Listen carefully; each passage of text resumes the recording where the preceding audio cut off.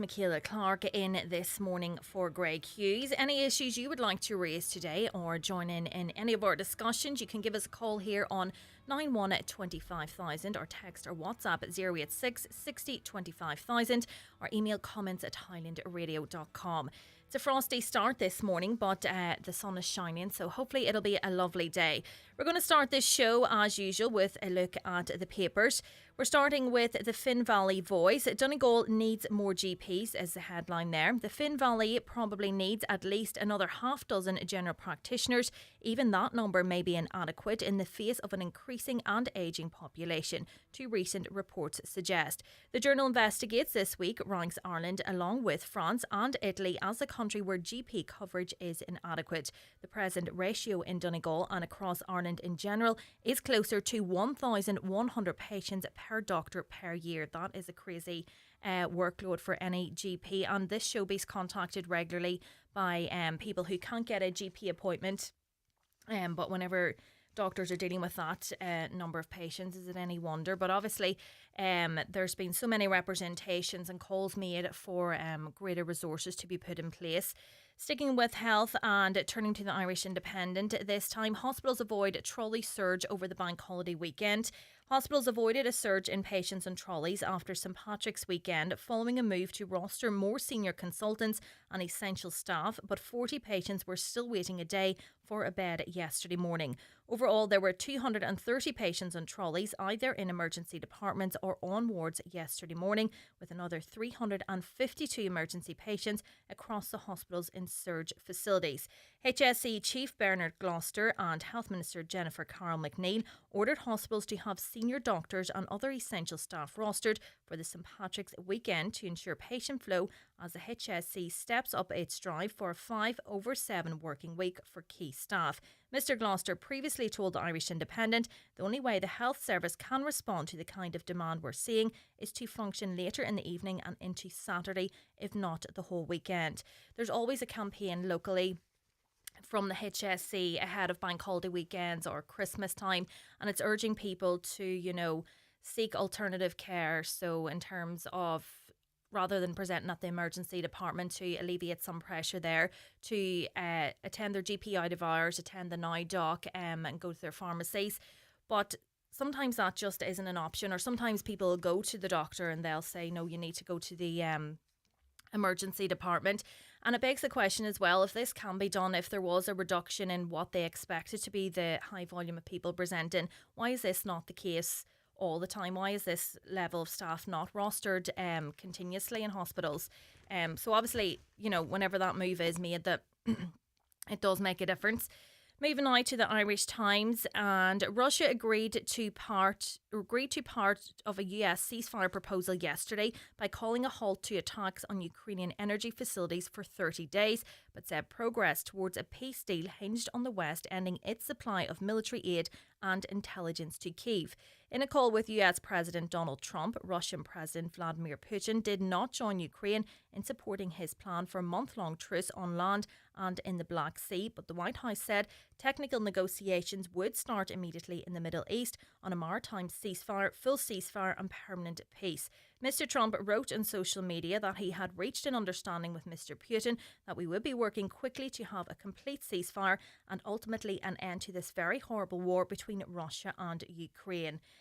Hopefully this is light at the end of the tunnel. I know yesterday we talked a lot about Donald Trump and presenting Conor McGregor at the White House on St Patrick's Day, but he does seem to be the only person that can, get through to Putin. And hopefully, if it is Donald Trump, I know he comes in for great criticism, but if it brings an end to the war there, then, we'll back him in his efforts, I suppose. Looking now to the Irish Sun, Burke must pay up to €80,000 in fines. Trans ride teacher Enoch Burke's salary will be rated as the state retrieves almost €80,000 in unpaid fines. The High Court yesterday appointed a receiver to collect €79,100 owed for breaking orders not to attend his old school. An order to freeze Burke's bank account to try and get hold of the cash owed was also made. Mr Justice David Nolan said the bank should be immediately told of the conditional order so there is no attempt to clear out the bank account. Burke was sacked by Wilson's Hospital School, I'm sure you will remember, in Westmeath, following his conduct after protesting a request to address a trans pupil with they or them pronouns. I'm sure this is not the last we will see or hear of the Burkes. There just seems to be no end to their protesting and, Enoch Burke continually turning up at the school. It's just crazy in my opinion. Ireland is to miss their housing targets for 3 years. That is the headline in the Irish Daily Mail this morning. Ireland is set to miss its housing targets for the next 3 years, and new tax measures should be used to drive delivery, the central bank has warned. By the end of 2027, the coalition is set to be 13,000 homes behind its revised targets set by the previous government last November. The central bank has also called on the government to widen the tax base and invest in infrastructure to boost delivery of homes, with the bank's Director of Economics saying that private investment can play a role in delivering a lot of housing. Robert Kelly said that for the state to facilitate these developments, it should invest in transport infrastructure, energy infrastructure, fresh water, and cited recommendations from the Commission for Taxation. That's crazy, 3 years until they reach their housing targets. I don't know if you remember last week, Donegal Deputy Pearse Doherty, he hit out at Minister Jack Chambers. He said that the public was deceived ahead of the general election campaign last year in how many homes were built, and that housing targets were being built. But then he received information that showed that the figure of, I think maybe was 40,000 that the government gave, that was in fact well short. And it's just all the while there's people homeless, there's people in inappropriate accommodation, there's people then couch surfing. So yeah, obviously the central bank is heading out there as well. Looking now to the Irish Daily Star, we're back in hell. Israel sparked outrage yesterday by unleashing airstrikes in Gaza that killed at least 413 people, shattering hopes of a lasting ceasefire. Health chiefs said around 263 women and children were among the dead as terrible images of blood-soaked corpses emerged. The death toll is expected to rise. The strikes across Gaza left at least 600 people injured, but Israel warned it was resuming attacks until Hamas releases all hostages. It was described as the deadliest day in the region since the start of the war on October the 7th, 2023, and brings the death toll since then to 61,700. Israeli Prime Minister Benjamin Netanyahu came under criticism from all sides over the attack, which came just over a fortnight after the ceasefire ended. Netanyahu just seems so defiant in all of this, and hear him speak, it's just crazy, and the images there, they are harrowing. We were speaking a lot about this yesterday in the Irish Daily Mirror. Rape Charity says Connor Oval Office meeting is sinister. So the Dublin Rape Crisis Centre said it has written to the US Embassy to express its dismay at Conor McGregor's meeting in the White House. Rachel Morrow, the charity's CEO, said it was a very sinister event. The MMA fighter posed alongside Donald Trump on St. Patrick's Day in the Oval Office as he told the US president, "Your work ethic is inspiring." McGregor's partner Dee Devlin, his 4 young children, and businessman Elon Musk also joined him for a photo shoot. US Press Secretary Caroline Levitt said she couldn't think of a better Irish person to welcome to the White House on St. Patrick's Day. We were speaking to a caller yesterday and he was saying that it's not, that Conor McGregor was chosen. It could have been anybody else, but he believed that was just a clear message from Donald Trump to the Irish government, that they felt that, none of the public representatives were worthy of getting that spot on St. Patrick's Day. But the deep concern among so many members of the public and obviously the Rape Crisis Centre is that last November McGregor was found liable in a civil case for sexual assault against Nikita Hand, and that is what I've seen so much on social media. That is the main issue, that this, after that last November, that he's been given this platform in front of the world and paraded out as if he represents Irish people, and for many he definitely doesn't. We'll be back just after this short break with some of your comments and loads of guests lined up. Daily newspapers are courtesy of Cosgrove, Centra and Diner, Mountaintop, Letterkenny. Change is the only constant in business. So whether you're starting or growing your business, our dedicated business teams will always be here to support you every step of the way. Because the best businesses never stop beginning. Search Bank of Ireland Business. Bank of Ireland. Begin. Bank of Ireland is regulated by the Central Bank of Ireland. What do you say to boring lunches? Focaccia! With Centra's new focaccia sandwich range, you get the toastiest, tastiest focaccia bread. Then choose from high-protein chicken with Frank's Red Hot sauce, delicious caprese melt, and more. And they're only €6.50. Focaccia! Centra. Live every day. Lock in your price in the Virgin Media Playhouse. Unlike some other providers, when you switch to us, we guarantee not to hike our prices during your offer period. So, super-fast, reliable broadband can be yours from just €35 a month, guaranteed for the next 12 months. Lock in your price today at virginmedia.ie. Virgin Media. It's playtime. Subject to location and availability. New broadband customers only. 500 meg, €35 a month for 12 months, €70 thereafter. Price lock means you won't receive a price increase while in this contract. T's and C's apply. See virginmedia.ie. Luxury is not merely seen or heard or even touched. True luxury is experienced. It lies in the minute details that elevate the ordinary into the extraordinary. It's quiet spoken, but leaves a lasting impression. You know it when you feel it. Luxury begins with L. Lexus. Experience amazing. Discover the all-electrified range at Lexus Letterkenny. Highland Radio Time Checks brought to you by EirGrid, the operator and developer of Ireland's electricity grid. EirGrid, powering up communities, powering up Ireland. The time is? The time is now 16 minutes past 9. I'm joined now on the line by Rosina Doherty. Good morning, Rosina.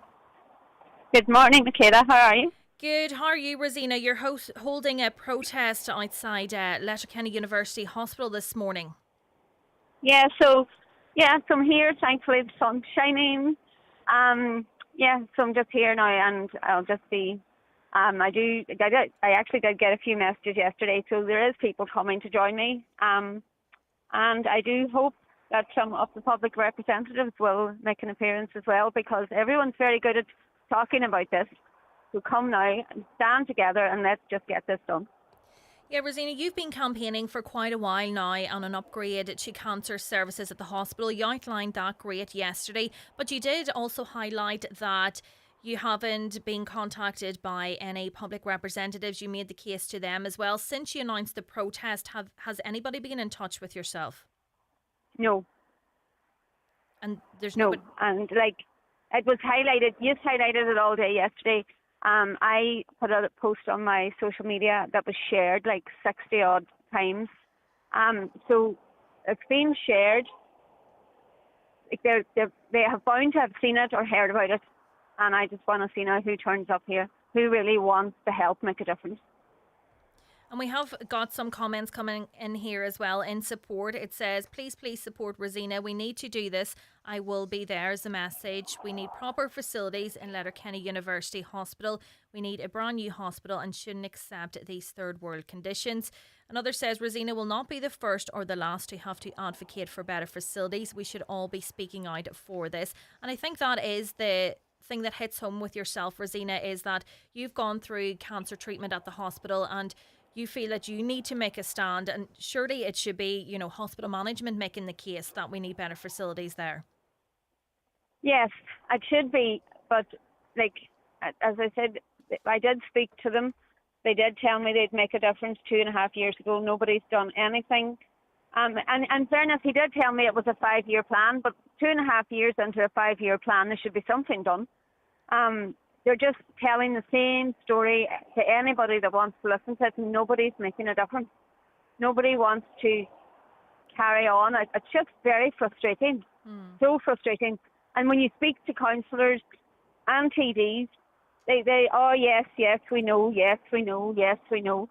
Yes, we know, but let's do something about it. It's their job.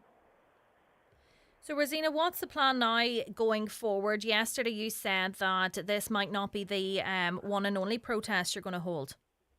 No, look, I know it's not going to be. So I'll probably be back here next week and maybe the week after. And, I'll see how the day goes. I'll see who comes to me. I'll see what happens. But I actually don't expect much of them. And it's really sad to say that we live in a county this size with as many representatives as we have. Yeah. And I'm standing here saying I don't expect any of them to come and help me. Yeah. And I suppose they've been elected, to represent the people, to make the cases in the Dáil, to make the cases at council level that, action does need to be taken. Yeah. And they all know it. And it's just everybody, as I said, they just want to talk about it. Nobody wants to do anything about it. And it is frustrating. Really is frustrating. And I'm down here this morning and people are waving and beeping as they pass, which is lovely. And support. There is support. Some of the hospital staff were walking in and one lady just passed and we went, yeah, I totally agree with you. And then I had another lady who's just gone on to have her bloods done and she's having chemo tomorrow and she was like, yeah, totally agree with you. It is a disgrace. And I was like, thank you very much. Yeah. Yeah, so that's amazing support for yourself. And it also, like you talked about that woman there getting her bloods done, like she knows now, starting the chemo, what she's facing, that journey of that. But that journey then within the conditions at the hospital is frightening for her as well, I presume. Yes. That's right. She's going through the same thing now too, so she is. So, yeah. So, Rosina, what time are you there until today? I'm going to stay here till about 3:30. Great. So hopefully loads will come out and support you. The more the merrier, to show that action is needed and to get that very important message across. Yep, absolutely. Rosina, thanks so much for joining us again this morning. Thank you so much for helping me and supporting me. That's great. Not at all. All the best. So Thank you. Bye-bye.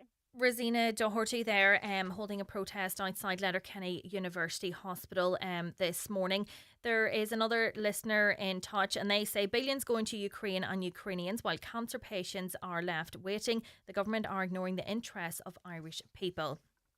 Looking now to some of the other comments that have come in. I wonder, does anyone feel offended by the new mural currently being painted on a gable of a house as you enter Clady from Donegal? This mural consists of the Irish flag, which is grand. However, under the Irish flag are men standing on a bridge wearing balaclavas and displaying guns in a threatening manner. I, for one, feel this is totally inappropriate for this day and age. The artist should be promoting peace rather than provoking anger. I'm interested to see other people's views on this. Have you got a view on this? Let us know on the show by calling 9125,000 or texting or WhatsApping 086 60 25,000. I always did presume that images like this were from days gone by and that murals now were more a piece of history. You do see them, say, in Derry, and they're on the walls there in the Bogside area, and it's a piece of history and it depicts events from previous years. But to be painting one now, somebody wearing a balaclava, I don't think that's acceptable.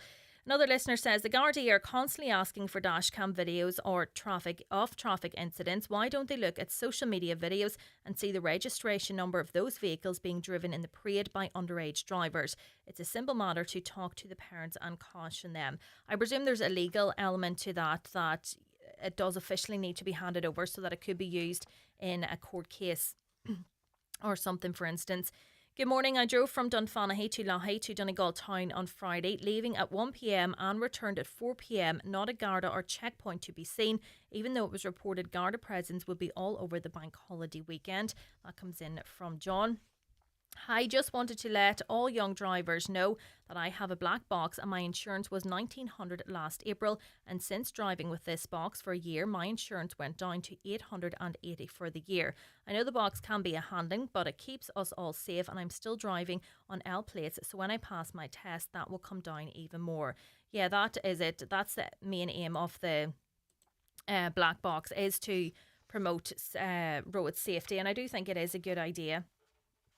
Hi, there's a dangerous manhole on the Ballindrate Road past Murlock Chapel. Anybody travelling on the road, be aware. I see Councillor Kavanagh is looking for signs on the top of the Port Road near the old courthouse in Letterkenny to show there is no right turn. Over the weekend, I witnessed 2 cars from other states go down it, so the quicker it happens, the better. Did anyone notice RTE, we pay TV licence to, didn't show one parade in Donegal in the 6 o'clock news last night. They showed all Ireland, including Northern Ireland, but not Donegal. If I am wrong, I apologise, and I do appreciate Letterkenny was cancelled due to the very sad accident that occurred. But there were parades in most towns and villages, but as usual, we were forgotten. Another comment now. I let my daughter out over the weekend. She is 16 years old. Friends are 15. They all ended up in a nightclub. How is this allowed to happen? Why are they not ID'd? I asked if they had false ID. They said no one asked them for ID. Needless to say, she is grounded until she's 18. Nightclubs need to stop being all about profit and show a little more respect for underage drinking. Yeah, absolutely. I did think that that would have been absolute necessity. We're going to be talking about SEAI grants now shortly, but to a few other comments. A question, the government advertised the Humanitarian Assistance Scheme during the last storm. The first stage of the scheme was a non-means tested payment to cover the cost of meals, clothing, gas stoves, etc. Applications were to be submitted to your local community welfare officer. 6 weeks have passed since the storm, and yet many payments have still not been issued in Donegal. Why have payments not been issued? Applicants in many cases have not even had a reply from the Department of Social Protection who process the scheme. Well, the response we've received here, it goes, the Humanitarian Assistance Scheme was activated on the 23rd of January to assist householders across the country affected by Storm Eowyn. The scheme is administered through the Department's Community Welfare Service.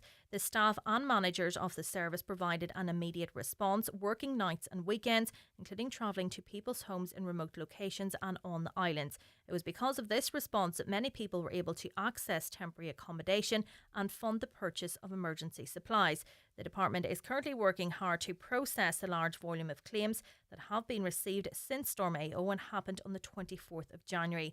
Claims are being processed as quickly as possible, with priority given to the most urgent cases. To date, over 21,400 payments have been made, totalling €4.8 million. Hi, I have passed the static speed camera in Newton Cunningham multiple times now, and unless I am blind, there's not a sign in any reasonable distance to the camera to warn users. Is this legal? I don't know. Do we need to warn people that there's a speed camera? Surely that defeats the purpose of a speed camera being in place. I'm trying to get in contact with FLAC, the Free Legal Aid Centre in Dublin. It says that they are open at 9:30. I've been ringing at 9:30 and it's all automatic messaging. There's a 15-minute wait. I've been on the phone 40 minutes and for 20 minutes it says that I was first in line. This is a disgrace. What's the story with this service? RE runners. I live in Stranorlar and I see a lot of runners on the road. We have a training club and yet despite a great footpath they all use the road. Will we wait until injured? Yeah, runners, I think fair play to them, but sometimes, yeah, I have a dog and when I'm out walking, sometimes they'll come up running behind me and maybe I should be more alert, but you know, they run so close and then it sets the dog off and the dog's nearly jumping up on them. So, yeah, it's hard to know whether the road or the footpath is best suited, but obviously the footpath for the safety of runners. But I do think that all does need to be looked at in terms of other people using the footpath as well. We'll be back now just after this short break. Ensure the safety of your team with SafeTech. We have part-funded courses in first aid, people moving and handling, confined spaces, food hygiene, quad bikes, fire warden, IPAF MUPS, electrofusion, welding and machinery cards for Ireland and UK sites. Also delivering online courses like utilities, water hygiene and construction supervisors. SafeTech can deliver group training at your business premises. To find out more, contact safetech.ie today.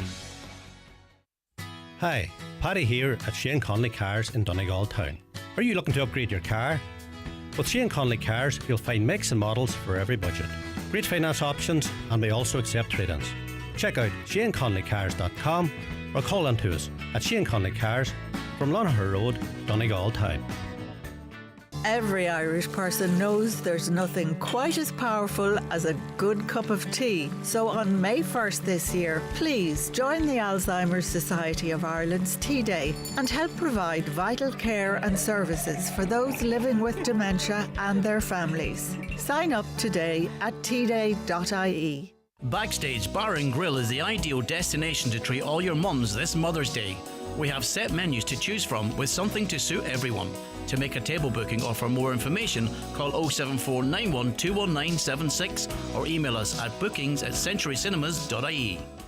Massive spring sale at Charles Bonner & Sons Ballabafay. €500 off wood pellet boiler stoves. €250 off wood pellet non-boiler stoves. Discounts on all multi-fuel and electric stoves, plumbing and bathroom wear. Sale ends March 31st or while stocks last. Charles Bonner & Sons Ballabafay and thestovestore.ie, where you can always do a good deal better. Building, renovating or upgrading your home? The Inishowen Co-op Home Build event is back on March 22nd with a new edition for 2025, the Energy Efficiency Hub. Meet over 50 exhibitors showcasing the latest in retrofitting, solar panels, construction, windows, doors, paints, flooring and more. Join us Saturday, March 22nd at the Inishowen Gateway Hotel, Buncrana from 11 a.m. to 4 p.m. for expert talks, virtual reality home design and photo with the Dulux dog. Check out Facebook for details. See you there. Hyundai has pulled off a bit of a masterstroke, says the Irish Times. CompleteCar.ie write about its eye-catching design and a surprisingly capacious interior. Meet the all-new, all-electric Hyundai Inster. Now available to road test at showrooms nationwide, starting from just €18,995. Are you in? Test drive the new Inster at Divers Hyundai, Canal Road, Letterkenny.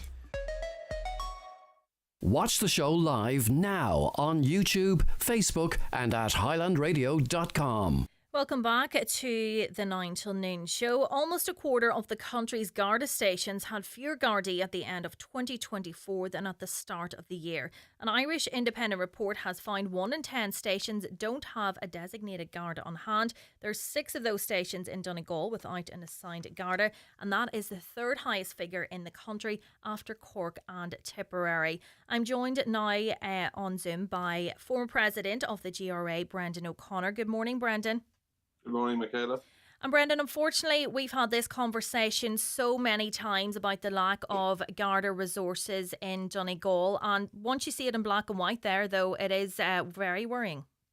Yeah, there's no disputing the statistics, Michaela. And I suppose what's probably very alarming for communities in Donegal is that when we talk about stations with reducing numbers in large urban areas, it's a dilution of service. But whenever we're talking about those stations in Donegal, it's basically no Garda presence, no Garda personnel. So what I believe myself and many of the members I represent and the people in the GRA across the country is that some of the systems that have been brought in, what we are seeing is not an enhancement of policing that the public were promised. What we're seeing is that the people in rural communities like Dundee, in parts of Donegal, are actually their Garda and their policing service has been completely compromised, and the resources are being reallocated, and the reassurances from on high that there's an alternative service in place, they're very hollow. And whenever you dig into the figures, you can see that that narrative is not particularly accurate. And people aren't fooled. People know they don't see Gardaí in their community, and the Gardaí aren't there. There's less Gardaí, and there's people being reassigned. And what's been sold to people as a modernisation and a new policing model is really a diminution in service for most of the people who don't require a Gardaí for very serious instances, but want a sense of security and a sense of visibility in their communities. That is the cost, and it's particularly impacted on rural communities and places like Donegal. But that's not to say the big urban centres in Donegal aren't struggling too, like Letterkenny, Ballyshannon and Buncrana. And in terms of these 6 stations that have no assigned Garda, does this mean they're effectively closed, or do they operate certain hours?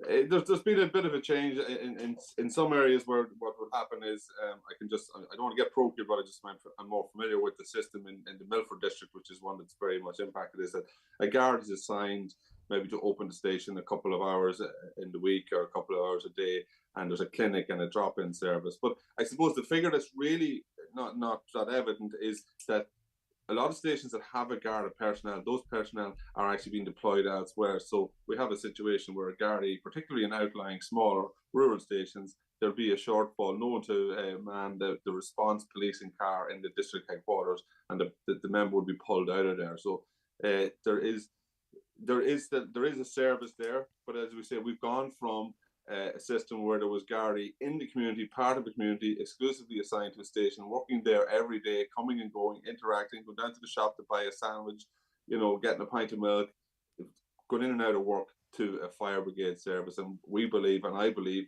both as a serving Garda and as a citizen who lives in a rural community, that the new form of policing is not as effective, and I believe that there is a diminution in service.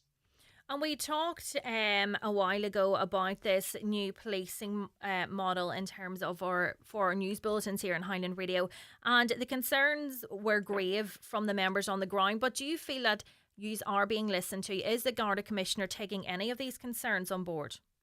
No, I think nobody's been listened to. The Garda Representative Association have formed our opinion from the feedback from our members where this model has been implemented. It's not working, particularly, as I say, in rural Donegal. The Garda Superintendents Association have aired their concerns. The Association of Garda Inspectors, Sergeants and Inspectors have said they have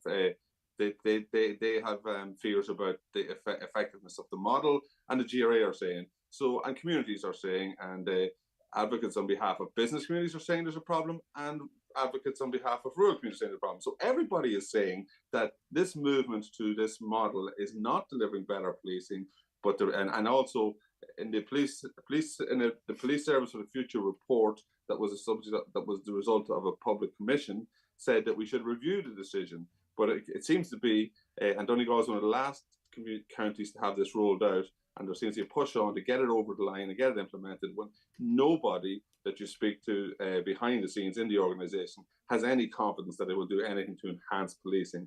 And the figures released yesterday nationally show that the journey that the organisation is on in relation to specialisation, while there is an argument that there's a higher level of specialisation for specific crimes, would tend to support what everybody is saying and what the dogs in the street know, and that the cost is rural day-to-day policing. And when you introduce this model of specialisation, what's happening is, yes, there may be a few more detectives assigned or people to a specialist unit that deals maybe with fraud or something, but they have to come from somewhere, and it's frontline policing that's paying the price. And that's what the average citizen wants, is to see a uniform in their community. It provides a reassurance. And as we said, the tagline from on high now is keeping people safe. But people need to feel safe, and the people don't feel safe. They don't see Garda in the communities, and somebody needs to stand up and say, let's analyse the impact of what we've done in the organisation. Because previous reports by the Garda inspector would suggest that one of the cultural failings in the Garda Síochána was a failure to acknowledge the existence of problems and an insistence that initiatives were successful when there was no real analysis done of their impact. And I think that's kind of where we are, but it's kind of accelerated now, and it's there's certainly a lot of concern within the organisation and within communities.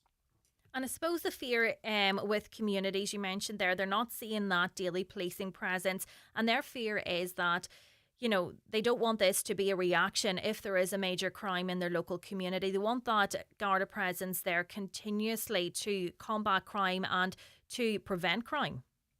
Absolutely. And previous reports, I think it was a previous Garda inspector who came in from the United States and looked at our policing model and said the jewel in the crown of Irish policing was our connection with communities and our embeddedness in communities.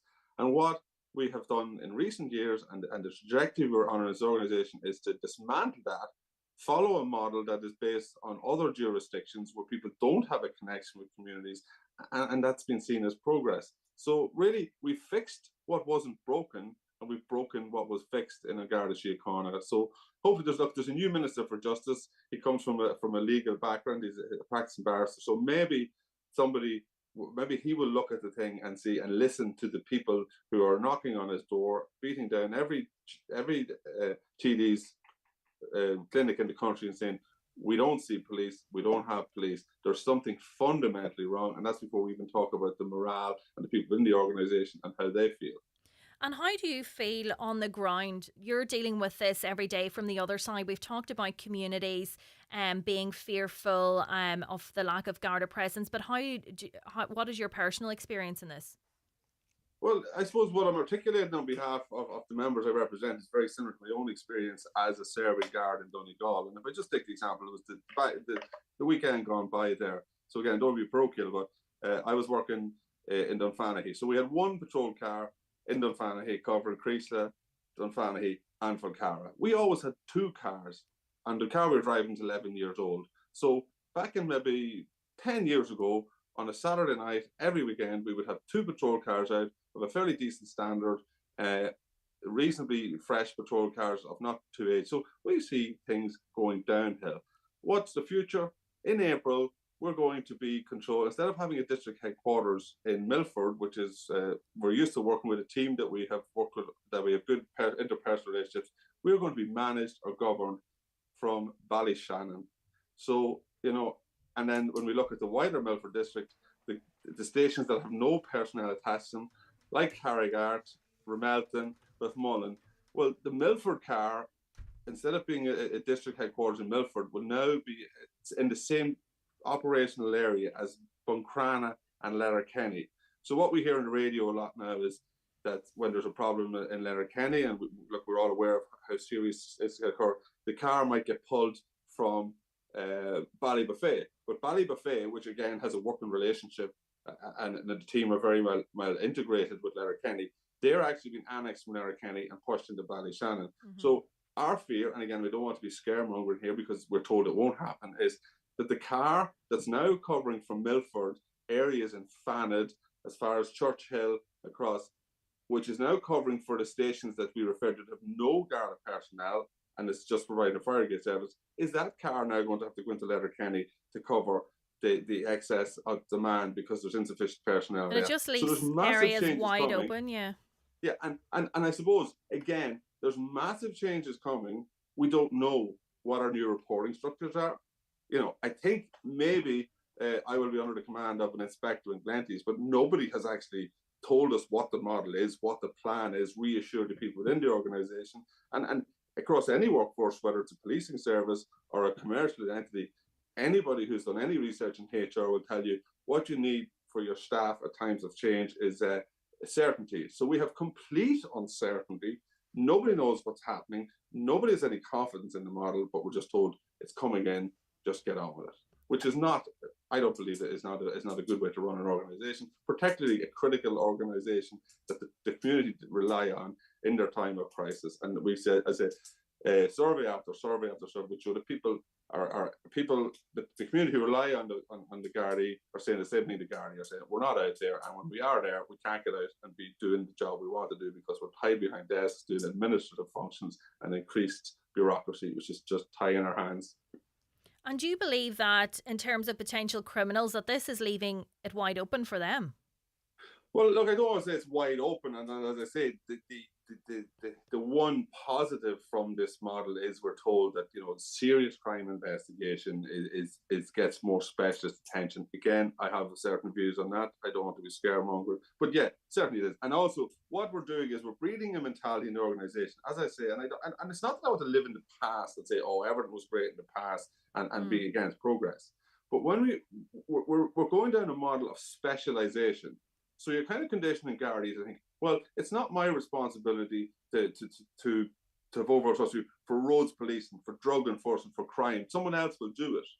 But there simply isn't enough people to do it across the county. So it's a cultural thing, it's an organisation thing.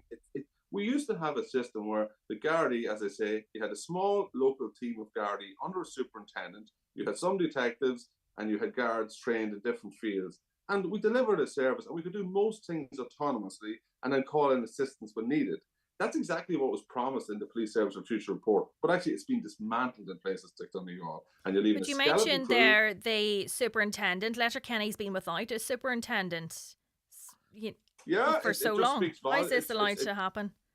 Look, I don't represent superintendents, but we report to superintendents. And every team needs a captain, every organisation needed a manager, and I think it speaks volumes of maybe the attitude and the prioritisation of Donegal from Garda headquarters, where people are allocated. I mean, the largest town in the county has a huge policing demand, a massive station party in there, which actually should be much bigger, and no Garda superintendent assigned. But now we're going to have one superintendent responsible for operations policing in both Buncrana and Letterkenny. So they're probably the two.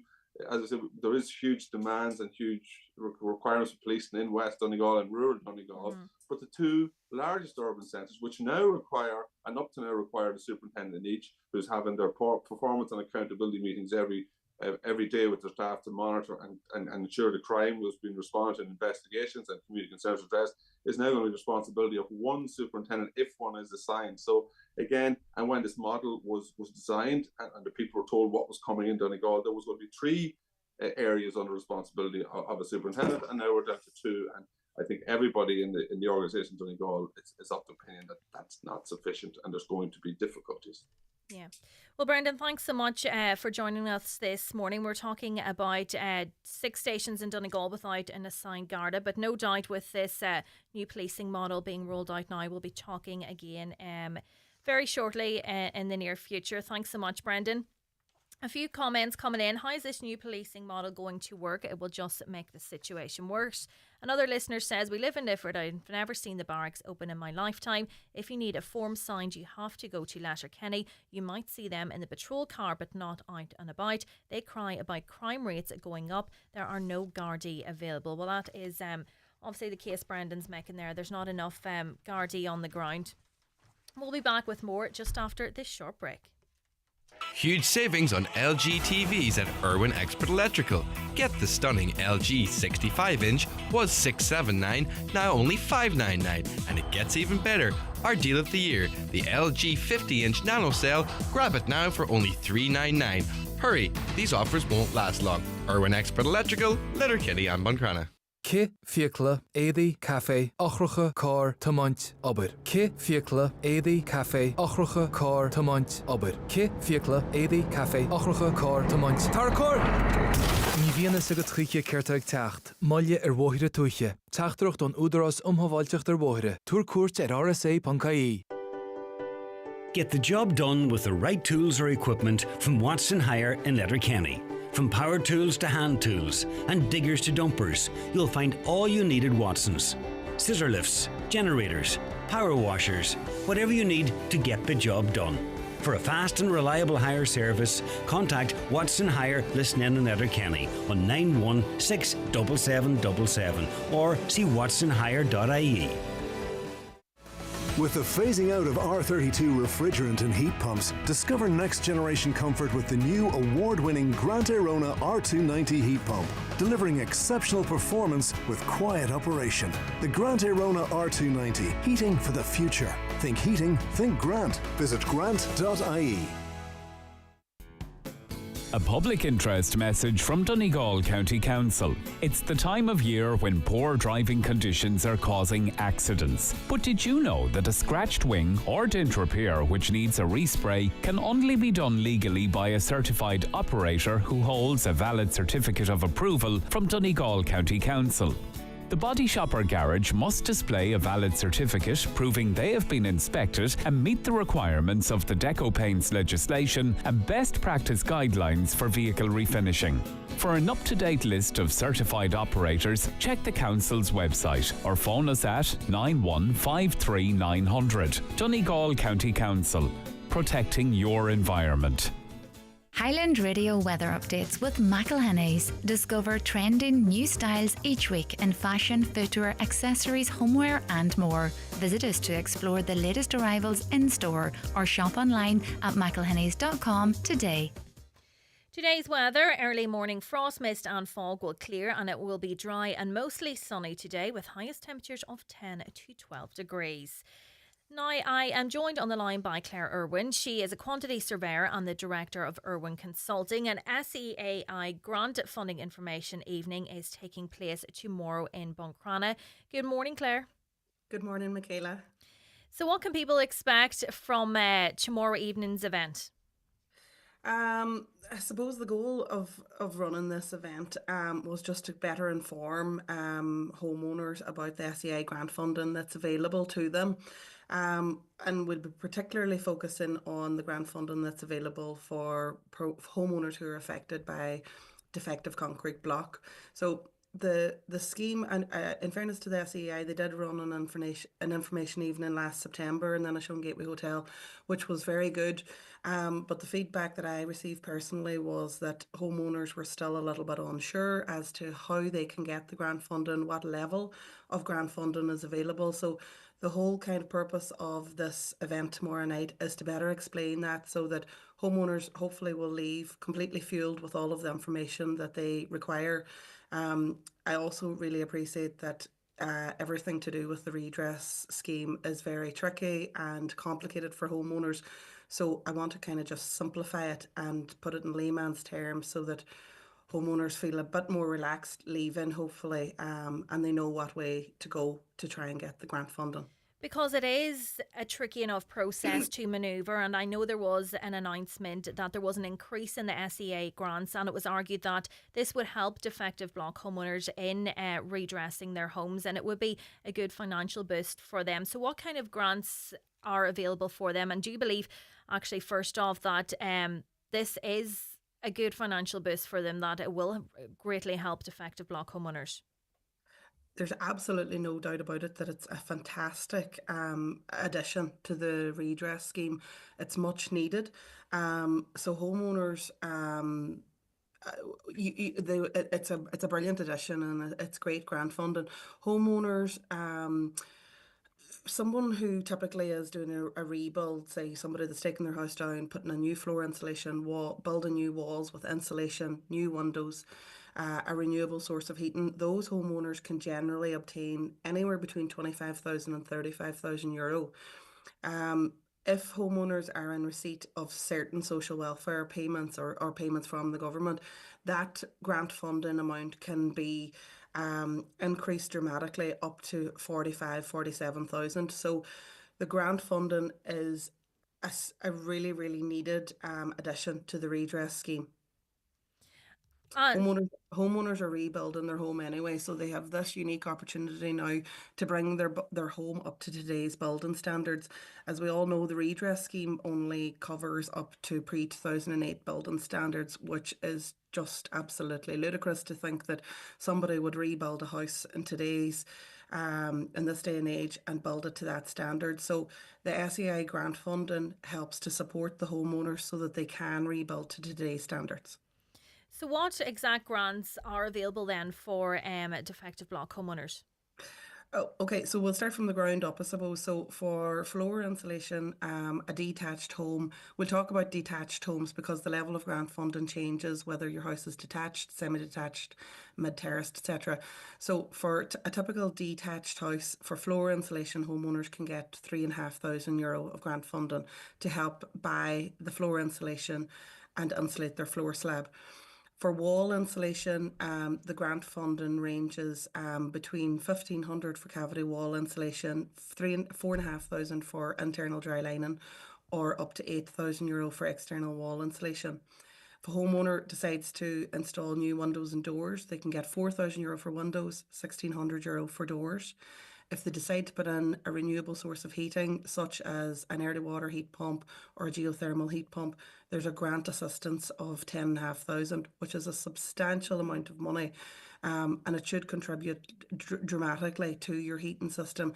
If not, it should cover more than 50% on the average house of the cost for your heating system.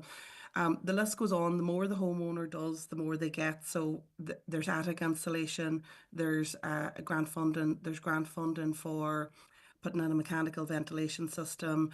If a homeowner passes an air tightness test, there's a grant fund. So the more you get, the more you do, the more you get. Homeowners are also paid a contribution towards their project management. So every home gets €2,000 towards to help pay for building professionals to oversee their project. And they also get a grant fund of €350 for a BER. So essentially, the more you do, the more you get. But the average home gets in and around about €30,000.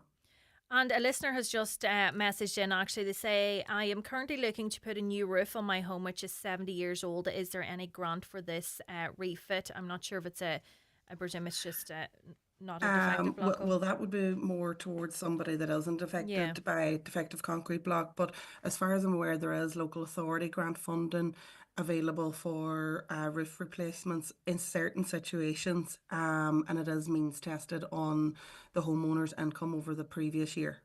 And in terms of these SEAI grants that you were discussing relating to defective concrete properties, do these works have to be carried out and then the grants are paid out retrospectively? Well, there's a couple of different options so that the SEAI have up for grabs for defective concrete block homeowners. So there's individual measures that the homeowners can apply for themselves on the website. This would only really be suitable for someone, say, perhaps that's doing an outer leaf or deciding for some reason not to upgrade their house up to today's building standards. So they could go and get a cavity wall grant or attic insulation grant. So in those cases, you apply for the grant fund, you get the work done, you pay the contractor, and you send the SEAI the receipts, and they pay out the grant amount. Now, the overall maximum amount that a typical house could get in that case would probably be about €8 to €12,000. There's two other options then to get the bigger grant amounts of the 30-odd thousand euro. The first option is to go through a one-stop shop. So a one-stop shop is a company that the SEAI have approved to carry out construction works. They're experts in renewable technologies, energy upgrades, retrofits. It's a little bit tricky, to be perfectly honest, to use a one-stop shop if you're a defective concrete block homeowner in Donegal, because essentially you have one contractor carrying out your rebuild and then you have another contractor looking after your energy upgrade works, which would include your plumbing, your wall insulation, your floor insulation, your windows. It gets complicated. The third option, and it would be my preferred option, is to go through an energy coordinator. And I am an energy coordinator for the SEA, and there is other energy coordinators out there also. So with an energy coordinator, the homeowner registers with them, and then they can use their own main contractor to carry out the work. In those cases, if you use an energy coordinator, the homeowners receive the grant funding after all of the works are completed. Right. Now, the homeowners, the building contractor can either be SEAI registered or become SEAI registered, and it's not overly difficult to become SEAI registered, or alternatively, they can use subcontractors for items like their heating or their attic insulation who are registered with the SEAI. Grand. So tomorrow evening then, will that be an opportunity? Can people come along, present to you their scenario, and you'll be able to identify which grants they can apply for? Yeah, absolutely. So my plan for tomorrow is to explain the grant funding that is available and the various routes to obtain the grant funding, to explain how much homeowners will be able to receive, when they can expect to receive the grant funding. If anybody has questions, I did put a question box on social media yesterday, and I'll put it up now again today. If anybody has questions that they want to ask in advance, or if they want to ask questions on the night, that's fine also. There is, I would ask homeowners to register for a seat, or my website is www.erwinconsultant and /events. So if you log on there and book a ticket, the hotel does have limited capacity, and we've had a huge interest about this event. So we do have some seats left, but I would advise anybody who would like a seat to just book it now in advance to ensure that they do have a seat. And just one final question, just in from a listener. Do you get a grant for painting the house due to defective concrete blocks? That's not really an energy. No, the SEAI only support energy upgrade works, but the redress scheme covers painting. Perfect, Claire. So remind us again, what time does it kick off at the Inishowen Gateway tomorrow? So 7 p.m. tomorrow evening in the Inishowen Gateway Hotel. Great. Claire, thanks so much for joining us. That was Claire Irwin there, and we'll be back just after the news. Will you join us at Relay for Life Donegal in May? This event makes a huge difference in the lives of cancer patients and their families. Register your team now at donegalrelayforlife.com. You and your team can make a difference as we celebrate our survivors, remember those we've lost, and together let's fight back against cancer. Buying or moving home can be a strange mixture of excitement and stress. So the last thing you need is worrying about conveyancing. Time to call McElhenney & Associates. They'll move that property transaction along swiftly, make sure everything's in order, and prevent any nasty surprises. Residential, commercial, leasing or voluntary transfer. Call today on 074 917 5989 or find us online. We'll do the paperwork, you do the wallpaper. McElhenney & Associates Solicitors, Stranorlar. How can we help? Enjoy real savings this week at Super Value. Like selected large pack meats such as Super Value Fresh Irish Chicken Thigh Fillets, now €5. Selected fruit and veg like Clement Golds, only €1.49. And Purcell, Ariel and Fairy selected range, any 2 for €16. Make real savings every week at Super Value.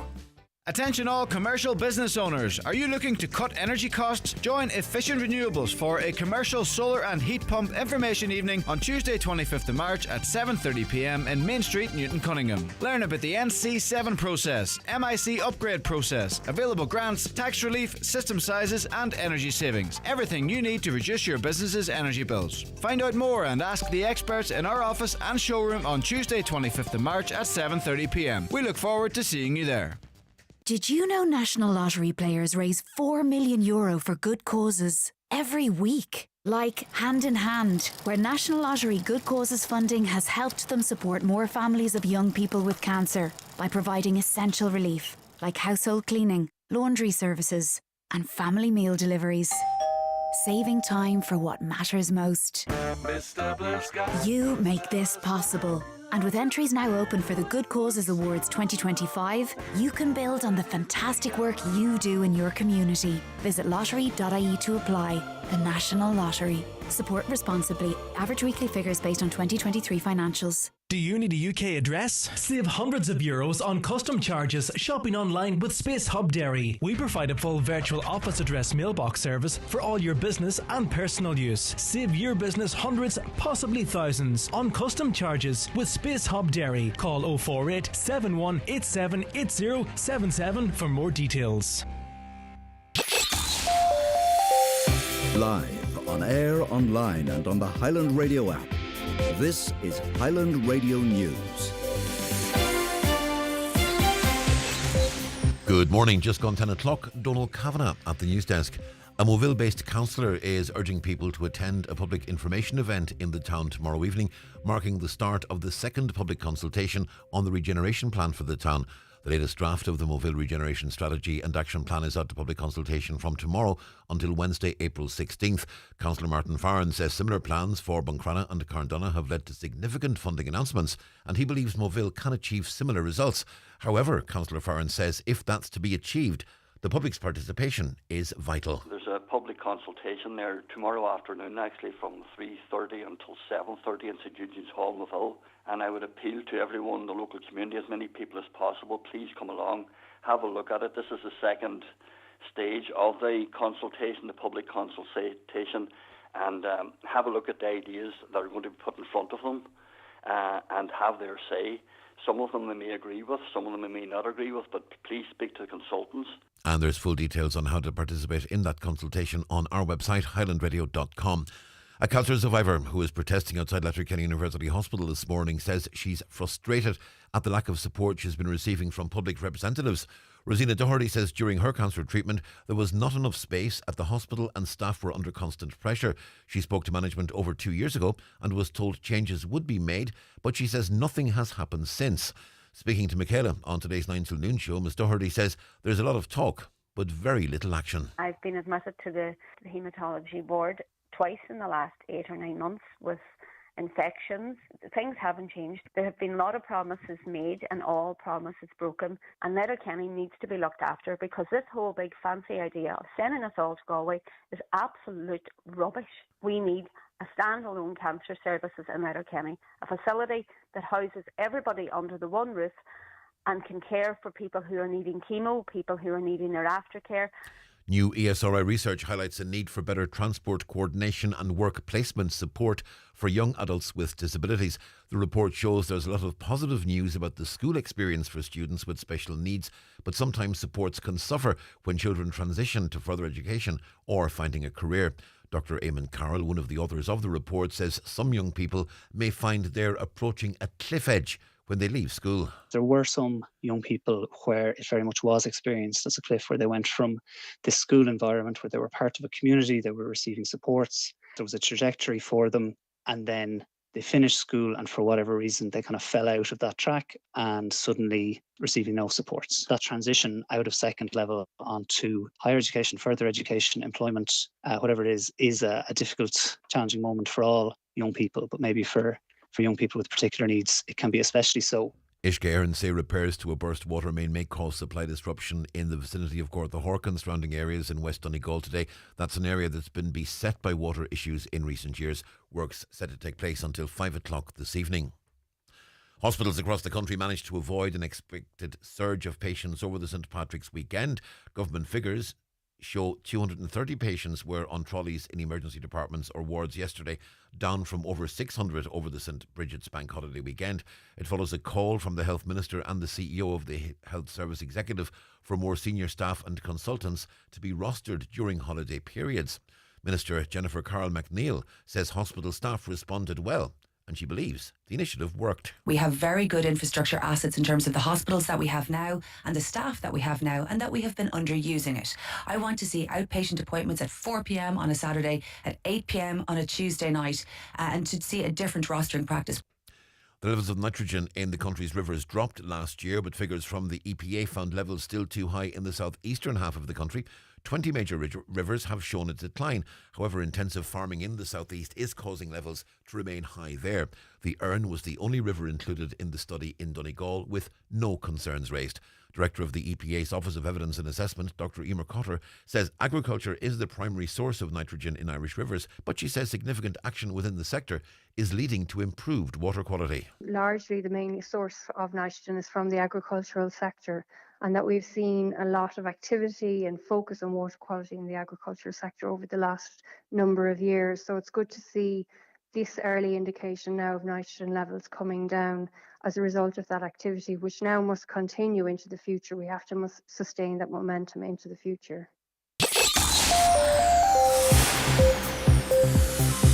Early morning frost, mist and fog should be well clear by now in most areas, leaving a dry and mostly sunny day. Top temperatures 12 degrees Celsius in mostly light easterly breezes. And that's Highland Radio News. We're back with headlines at 11. Check all the day's news on our website, highlandradio.com.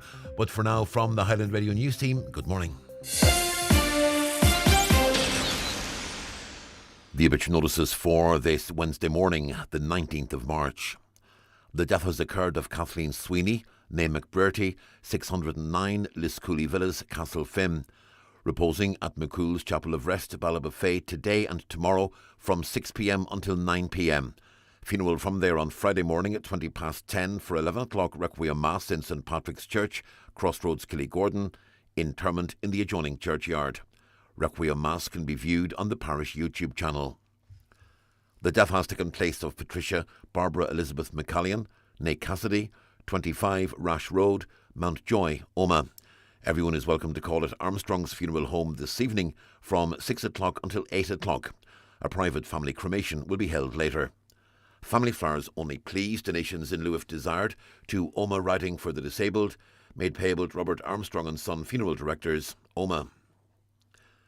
The tragic death has taken place of Anthony Gallagher, 28 Daly Terrace, Letterkenny. Anthony's remains will repose at Eternal Light Chapel of Rest, Mountain Top, Letterkenny, this evening from 6 o'clock until 9 o'clock.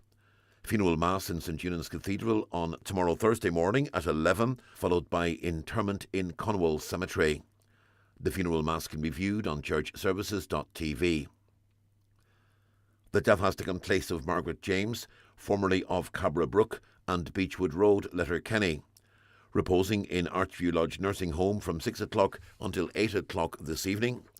Funeral Mass tomorrow afternoon at 1 o'clock in St Eunan's Cathedral, Letterkenny, with burial afterwards in Conwell Cemetery. Her son John's home is strictly private, please. The death has occurred of Charlie McLaughlin, Roxtown, Tubin, Burnfoot. Charlie's remains will repose at his home from 12 noon today. Removal from there on Friday morning at 10:15 to St Mary's Church, Fawn, for Requiem Mass at 11 o'clock, followed by interment in the adjoining graveyard. The Requiem Mass can be viewed on churchservices.tv. The death has taken place of Beryl O'Donnell, née Duffy, Station Road, Falcarra. Remains reposing at her late residence. Funeral Mass in St Finian's Church, Falcarra, tomorrow afternoon at 1 o'clock, followed by burial in the adjoining cemetery. The Mass can be viewed on mcn.live. Family time, please, from 10 o'clock tonight and before the funeral tomorrow. Rosary tonight at 9. Family flowers only, please. Donations in lieu if desired to the St Vincent de Paul Society, care of any family member or James Harkin, funeral director. The death has taken place of Michael Gerard Rorty, Knockastollar, Bunbeg. His remains are reposing at his sister Kathleen's residence in Knockastollar today from 11 a.m. until 8 p.m. Rosary at 8. House private, please, on the morning of the funeral. The funeral mass will take place in St Mary's Church, Derrybeg, on tomorrow Thursday morning at 11, with interment afterwards in Maharagallen Cemetery. Family flowers only, please. Donations in lieu if desired to Cree Heart and Stroke Foundation, care of any family member or Kieran Rorty, funeral director. The funeral mass can be viewed on Kieran Rorty, funeral director's Facebook page. The death has occurred in Manhattan, New York, of Jenna Shovlin, The Rock, Clogher West, Port New. Jenna's remains are reposing at the family home until removal on Friday morning to St Connell's Church, Kilclooney, for funeral mass at 12 noon, followed by interment in the adjoining cemetery. Rosary nightly at 9. Family flowers only, please. Donations, if desired, to the Kevin Bell Repatriation Trust and the Charlie Bennett Fund, care of any family member or McCabe funeral directors. A shuttle bus service will be in operation from the Dolman Centre, Kilclooney and Narn Beach Car Park from 5 p.m. daily. The funeral mass will be streamed on the McCabe's funeral director's Facebook page. The death has taken place of Eileen Powell, 6 Bracken Lee, Mountain Top, Letterkenny, formerly of Garton, Church Hill. Funeral from her late residence this morning to St Columba's Church, Glendone, for 11 o'clock Requiem Mass, followed by interment in Garton Cemetery. Family time, please, before the funeral. Family flowers only, please. Donations in lieu if desired to the Donegal Hospice or the Short Stay Medical Ward, Letterkenny University Hospital, care of any family member or Charlie McLafferty, funeral director. And the death has taken place of Patsy O'Donnell, Gorchy North, Ballindrate, Lifford. Funeral leaving his home this morning at 11:20 for Requiem Mass in St Patrick's Church, Murlock, Lifford at 12 noon. Interment afterwards in the adjoining cemetery. Family time, please, before the funeral. The Requiem Mass can be viewed via the parish webcam. For family information and more details regarding wakes and funerals, please go to highlandradio.com.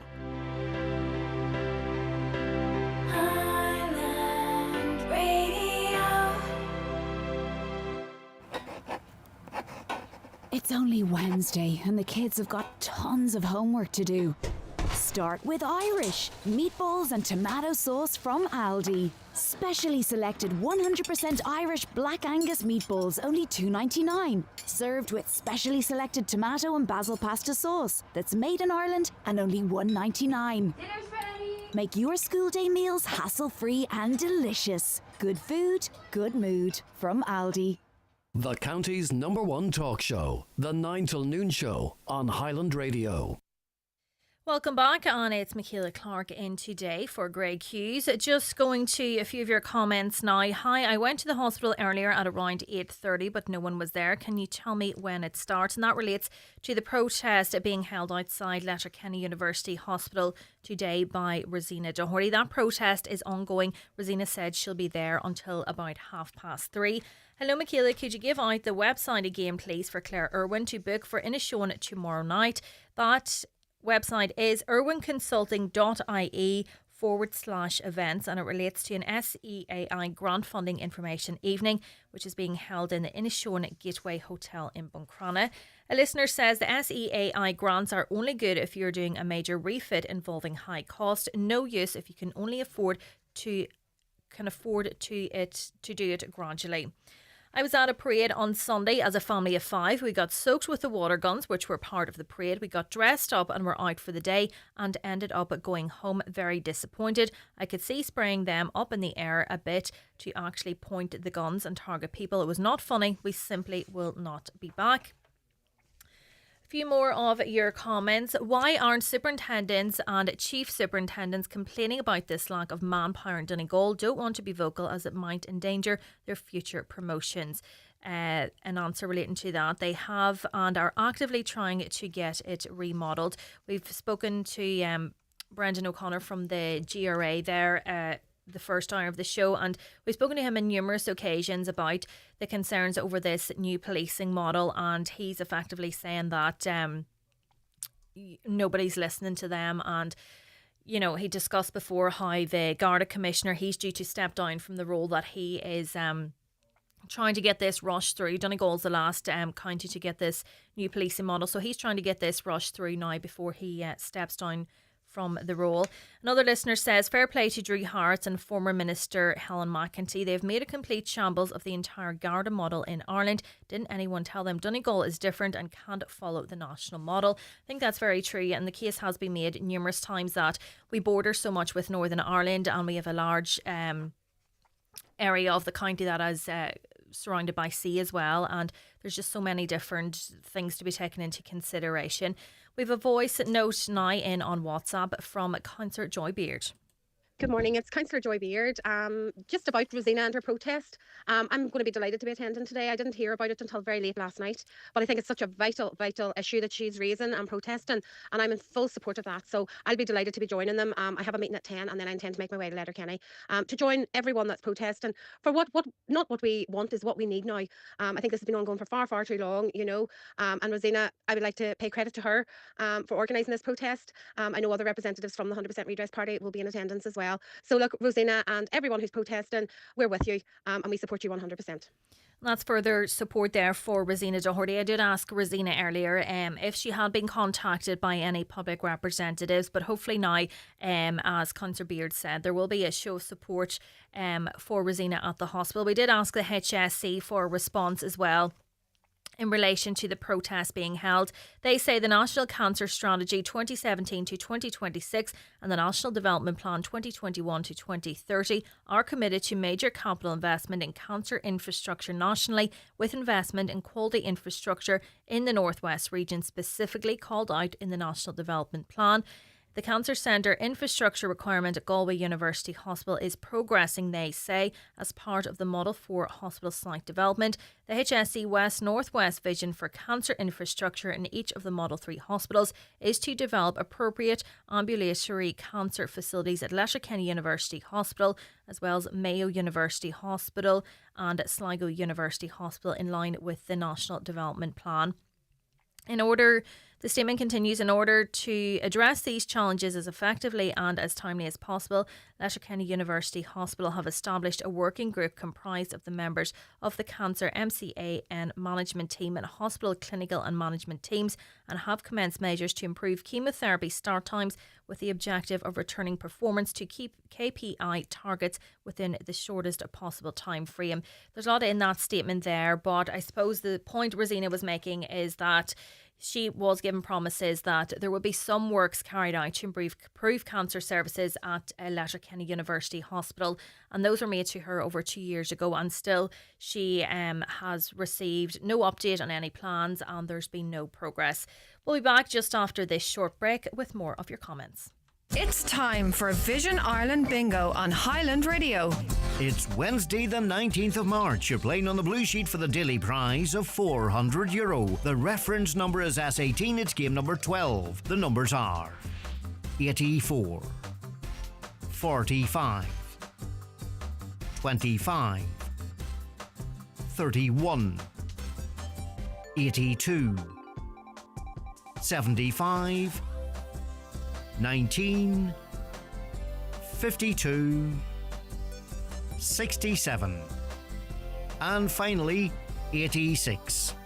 Phone your claim to 9104833 before midnight, leaving your name, contact number and the name of the shop where you purchased your book, and we'll call you back the next working day. Get all your Vision Ireland bingo information at highlandradio.com.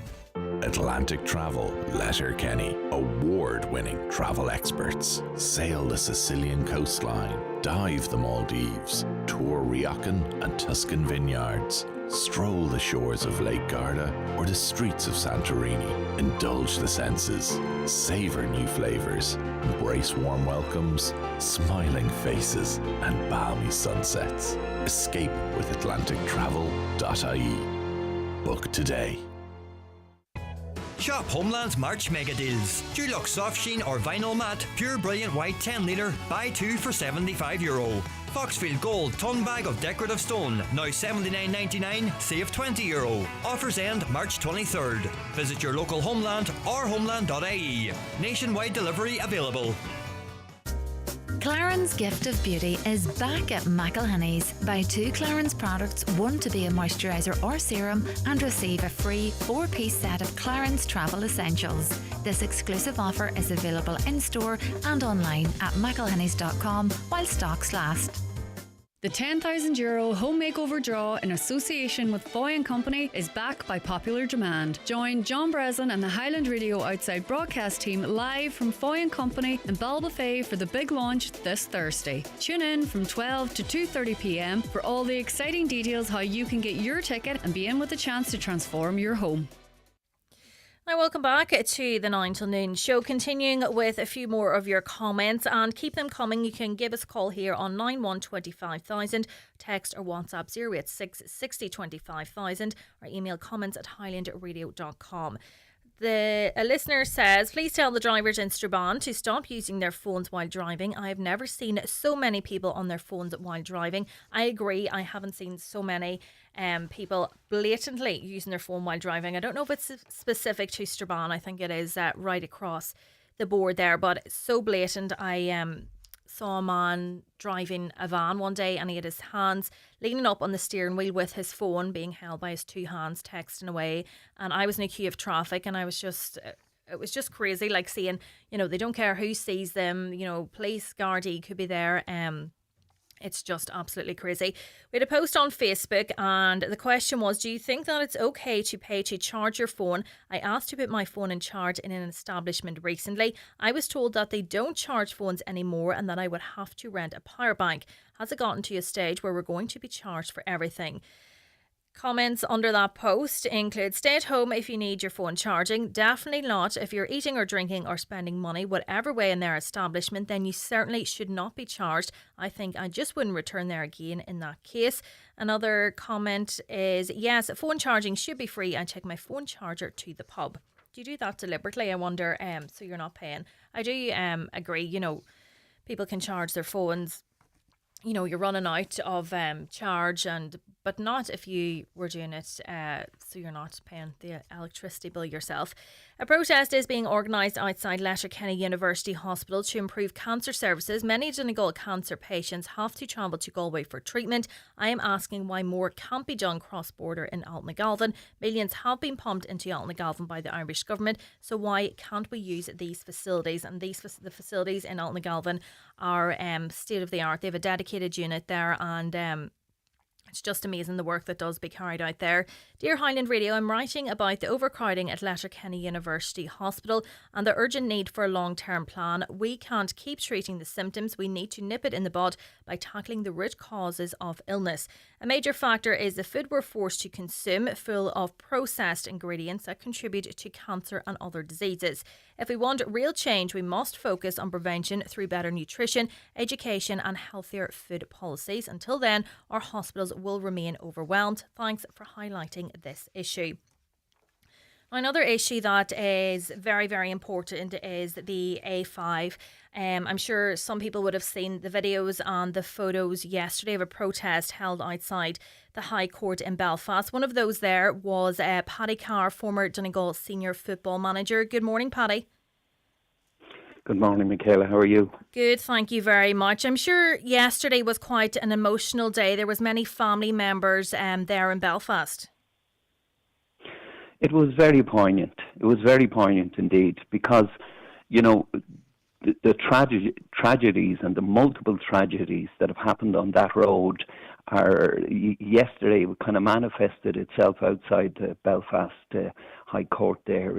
When you see the accumulation of that, you know, when we think back of certain, you know, huge tragedies that have, you know, occurred in the history of the state here, and I suppose the one that comes to mind, simply because I knew somebody involved, was that terrible Stardust tragedy back, you know, when multiple young people were killed, and it resulted in very, very quick action on the part of government and authorities with regard to fire regulations and everything. But the sad issue in and around the A5 is that, you know, you're talking 55 plus. Now, you can multiply that by factors of 5 in terms of people who've sustained very serious and life-changing injuries on that particular road stretch.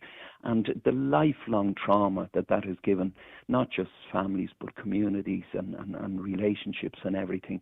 And I would put that on that scale. And it was very evident there that, and it was particularly moving to see the fact that it wasn't just being treated by the people and the good people of Tyrone, and you know, it's a lovely thing to see the fact that the GA once again is stepping forward and just about doing something good. It's not. Nobody wants to get involved in politics necessarily for the sake of it, but it is a political issue now, and it has been made a political issue. And I think there you talked about multiplying the victims by 5, the amount of families that have been affected by this, and the amount of people living in towns along that route. Unfortunately, they all know someone that has died on the road, or they know a family member that is affected. And I live in Strabane myself, and it's one of those roads that I do use regularly. And you're not nervous on it, but you're conscious of how many people lost their lives. And it's just instilling that you know, that fear in people, and, you know, it's just time action, you know, was taken. Well, Michaela, you know, to dovetail entirely with what you're saying there, you know, and my own personal experience of that was about a dozen years ago when I got a call to say like that both my parents were in a car. They were travelling just outside Omagh there at where I think everyone knows that particular bad corner there where the Ulster American Folk Park, and they were involved in a very serious accident. It was a fatal accident, and when I say they were involved, I remember speaking to the PSNI officer afterwards, and he said it was miraculous how they could not, even the accident investigators could not understand how they survived that. The car ended up in a field to avoid contact. Now, what was very interesting, it was a fatal accident. A poor lady lost her life in it. What was interesting was speaking to the PSNI subsequent to that, you know, a very nice man there saying to me, it is the one thing in his job that he hated, getting a call to the A5, because he said there's never, ever anything other than a serious accident. There's never tips, there's never anything else.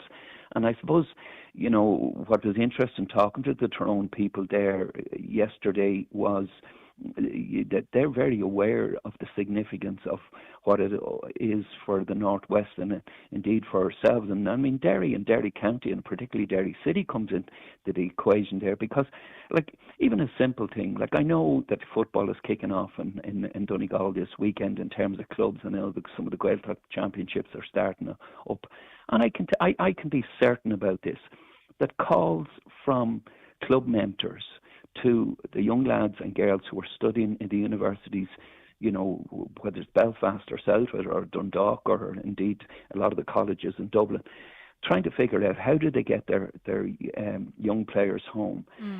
That, you know, and the one thing you'll always find, all the mentors will tell you, the worry about getting them up the A5. And all those cars are there's multiple occupancy. You get young students, they might have a car. And it is like, I have no recollection of even my grandparents, that road was built in the 60s. And then, when it became, when things started to improve in terms of the road south of the border, like I've no recollection, indeed, with my own parents. The last thing my father would ever say to me going out, and I'm more than a grown man now, but the last thing that I always say, and how many people are listening to me saying this, knowing that they have said the same thing, son or daughter or whatever, watch yourself on that road. Yeah, absolutely. Watch yourself on that road. Like in my time in involvement either with club or indeed with county and Donegal, and seeing some of the best young footballers we have and what's been invested in, piling into a car there, having come up the road, invariably, not you warn them about, speed and everything, but they're trying to get to a destination. And then to see those lads having to get, and girls indeed having to get back into cars late in the evening, knowing that they're going down a road where there's no margin for error, it's an enormous responsibility. And I know that, your good listeners there, they know what I'm talking about. And I suppose the sad thing on this, Michaela, is that the only reason that road has not progressed, because there's huge kind of goodwill and indeed political kind of clout behind it, both north and south in both jurisdictions, but it's held up by a very, very small number. And the alliance that is holding that up, and it's just a small group. There's 9 people who put their names to the signature in terms of the objections that were being heard in the Belfast court yesterday. And it seems, sorry to cut across you, Paddy, but it seems that any objection being brought forward, it's as if they're picking a different thing every time. That I'm not saying they're deliberately delaying it, but 8 or 9 people to be able to object to such a major life-saving project, it's just absolutely crazy. Well, precisely, Michaela. And you see, the sad thing about this is that it's hard not to conclude that there's an element of cynicism and double standards about these objections, because when one sees that, like, the objections that were being spoken inside in the courthouse yesterday were all about the potential to increase, greenhouse gas emissions, and that it was going to affect, the conservation issues. And the very people who are objecting to this are part of a wider community who are looking for derogations from greenhouse gas, already agreed protocols on greenhouse gas emissions and all. And those objections are being done very, very much tongue-in-cheek. And I think that, very often the law, and, we're all reared to uphold the law, and the law, what would society be without the law? But the law is always, or seems to be, about doing things right. And in this case, leadership and wisdom, and particularly in this case, it's about doing the right thing. Yeah. And and I think that it's incumbent, it's incumbent. It's really incumbent on the people of Donegal. I suppose, I've known travelling up that road and the archery that you go off there outside beyond Victoria Bridge, heading for Ballabafay. And, anything north of that, indeed the people that have to travel to West Donegal, Northwest Donegal, I know my own background there in Fanad, and, the people of Inishowen and in Derry. And, to understand this in its wider context is, like, the capital city has a motorway to every other significant area of population in the country. There's a motorway to Wexford, there's a motorway to Waterford, there's a motorway to Cork, there's a motorway for the best part into Killarney, into motorway to Limerick. Indeed, there's huge sections of a motorway all the way out to Ennis. There's a motorway, and effectively a motorway to Westport now, and look at all the improvements and the quality of the road heading to Sligo. But it's the counties of Donegal and Derry, and obviously, the people that have to travel that road, be it for 100 yards or 50 kilometres or whatever from Tyrone. And it should be front and centre stage in people's awareness of the need for that to change, because it's, at the very head of this is the protection of lives, and in every other way, people, the volume of people from that part of Ireland, in terms of Derry and Northwest Donegal, who are living outside the county and living here, or indeed living beyond, or coming home to Dublin Airport or whatever, coming home to see elderly parents or relations or grandparents, and that they have to get up there and effectively travel on a high wire every time they're going up that road. Yeah, and it connects the entire country. It absolutely, and it's not. It's not. I don't want to sound like a hobby horse or whatever, but I've spent multiple hours traveling that road, and God forbid if you even had a puncture, there is no place to pull in. There are a couple of overtaken lanes, but what's been proposed by the group who are objecting in Belfast is nothing other than a cosmetic facelift to the present A5. Now that is not acceptable, and I would think that I suppose if you say to me what effectively can people do, well, I mean, look at what Tyrone GAA have done. Yeah, and the GAA, and I suppose yourself getting on board with this as well, the GAA rowing in behind the A5 Enough is Enough campaign, it has given I feel it has given this campaign greater momentum in the past couple of years, and I'm not sure if you've seen the video that was posted last week of the Tyrone players and them speaking in it, and there was two players as well who lost loved ones on the road, and it just really hits home that there's people at the centre of this. As you mentioned there's people travelling this road every day, and the GAA has a huge part in this because they travel from Donegal, they travel from from Tyrone, they travel from Derry, they use this road so much. Precisely, and I mean, look at what's happening in Donegal football at the moment. What's happening in Donegal football at the moment is people have got aligned. People have aligned themselves in there behind the present management, and look at the momentum that gives.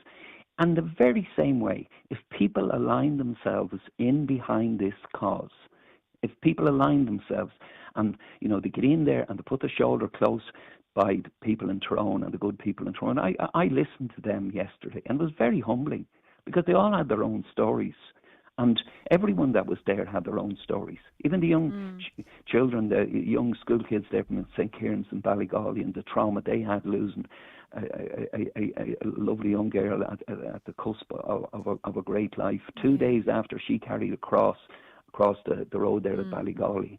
And I think that it is an emotive issue. It's a real issue. It's something I can't get out of my head because I know it's the truth in so many homes in Northwest Donegal. The last thing that's said to anyone going out that door is, watch yourself on that road. Watch yourself on that road. And you understand what I'm saying there. Yeah, definitely. And I just, you question the motive of these objectors, that what they're objecting on can be worth more than a life. Like, I've spoken to a lady, and she lost her brother on the bridge, and her land is also going to be affected by the A5, but she is campaigning for this to go ahead, and it just questions their entire motive. I know we spoke about it earlier there, but there's just nothing worth more than a life. Well, precisely, and that's why, I said earlier on in speaking to you there that it's very hard not to look at this with that there's an element of cynicism behind it, and kind of bloody-mindedness, because it doesn't on all fronts. It stands up that this has gone on. The plans were there since 2007. That's half a lifetime. The objections are in there since 2013. How many people are lying in graves since 2013? And I hate being graphic on this, but it is the truth. Yeah, it's the reality. And many people are. Yeah, and the knock-on effect of that. And I mean, it really, really hit home to the good GA. It's an incredible organisation we have. We've when I look at the work that's been done behind the scenes in terms of the care of young people, in terms of lifestyle and mental health and drug awareness and everything. And like, this is another issue. Like, very simple, Michaela. When I see the lads jumping into the car and heading down the road, trying to get, 3 or 4 lads sitting in the back of the car trying to do their studies, another fella driving, changing drivers, and they having to go down that road and not getting into their beds in Dublin until 1:30 or 2 o'clock in the morning, and then they're asked to come up the same road. You'd wonder, are we asking them to do something reckless? It's very hard not to, because they are taking their life in their hands. Yeah, and that's not exaggerating it in the slightest. It is. It's a real issue, and quite apart from what is right and what is fair. And we look at the work that's been done on a whole other level in terms of the showcase of what a beautiful county we have. It's not alone recognised nationally, but internationally, and how do you get into the county without taking your life in your hands at times? Yeah. Well, Paddy, hopefully there's a quick revolution to this. Thank you so much for joining us this morning. That was Paddy Carr. A few comments coming in on that topic. What excuse have the government for not making a new road from the Belfast dual carriageway to the border? Objections to planning permission should be like a marriage. Speak now or forever hold your peace. A date should be set for objections, after which no further objections will be entertained. The current system of objecting will ensure that the A5 will not get completed for decades. And silence is deafening from our local TDs and councillors regarding this project on the Dublin to Donegal route. This man is speaking on behalf of us all travelling this route regularly. Local politicians have indeed raised this at times, and I just think that this A5 is enough campaign, it has really taken off, and I feel that having those that are directly impacted by this feature in the campaign and be outside the court, that not that it's adding greater weight than political voices, but I just feel it's the reality and it's personal stories, and to see those, look them people in the eye that has been affected is hopefully will be more hard hitting. And I know that past and present infrastructure ministers in the north, they did say that they want to see this road progress without delay, but surely they're that they could step in somehow, and that their words would hold greater meaning and they would hold greater weight to get this over the line. But hopefully, as I said, there will be a quick resolution to this. We'll be back now just after this short break.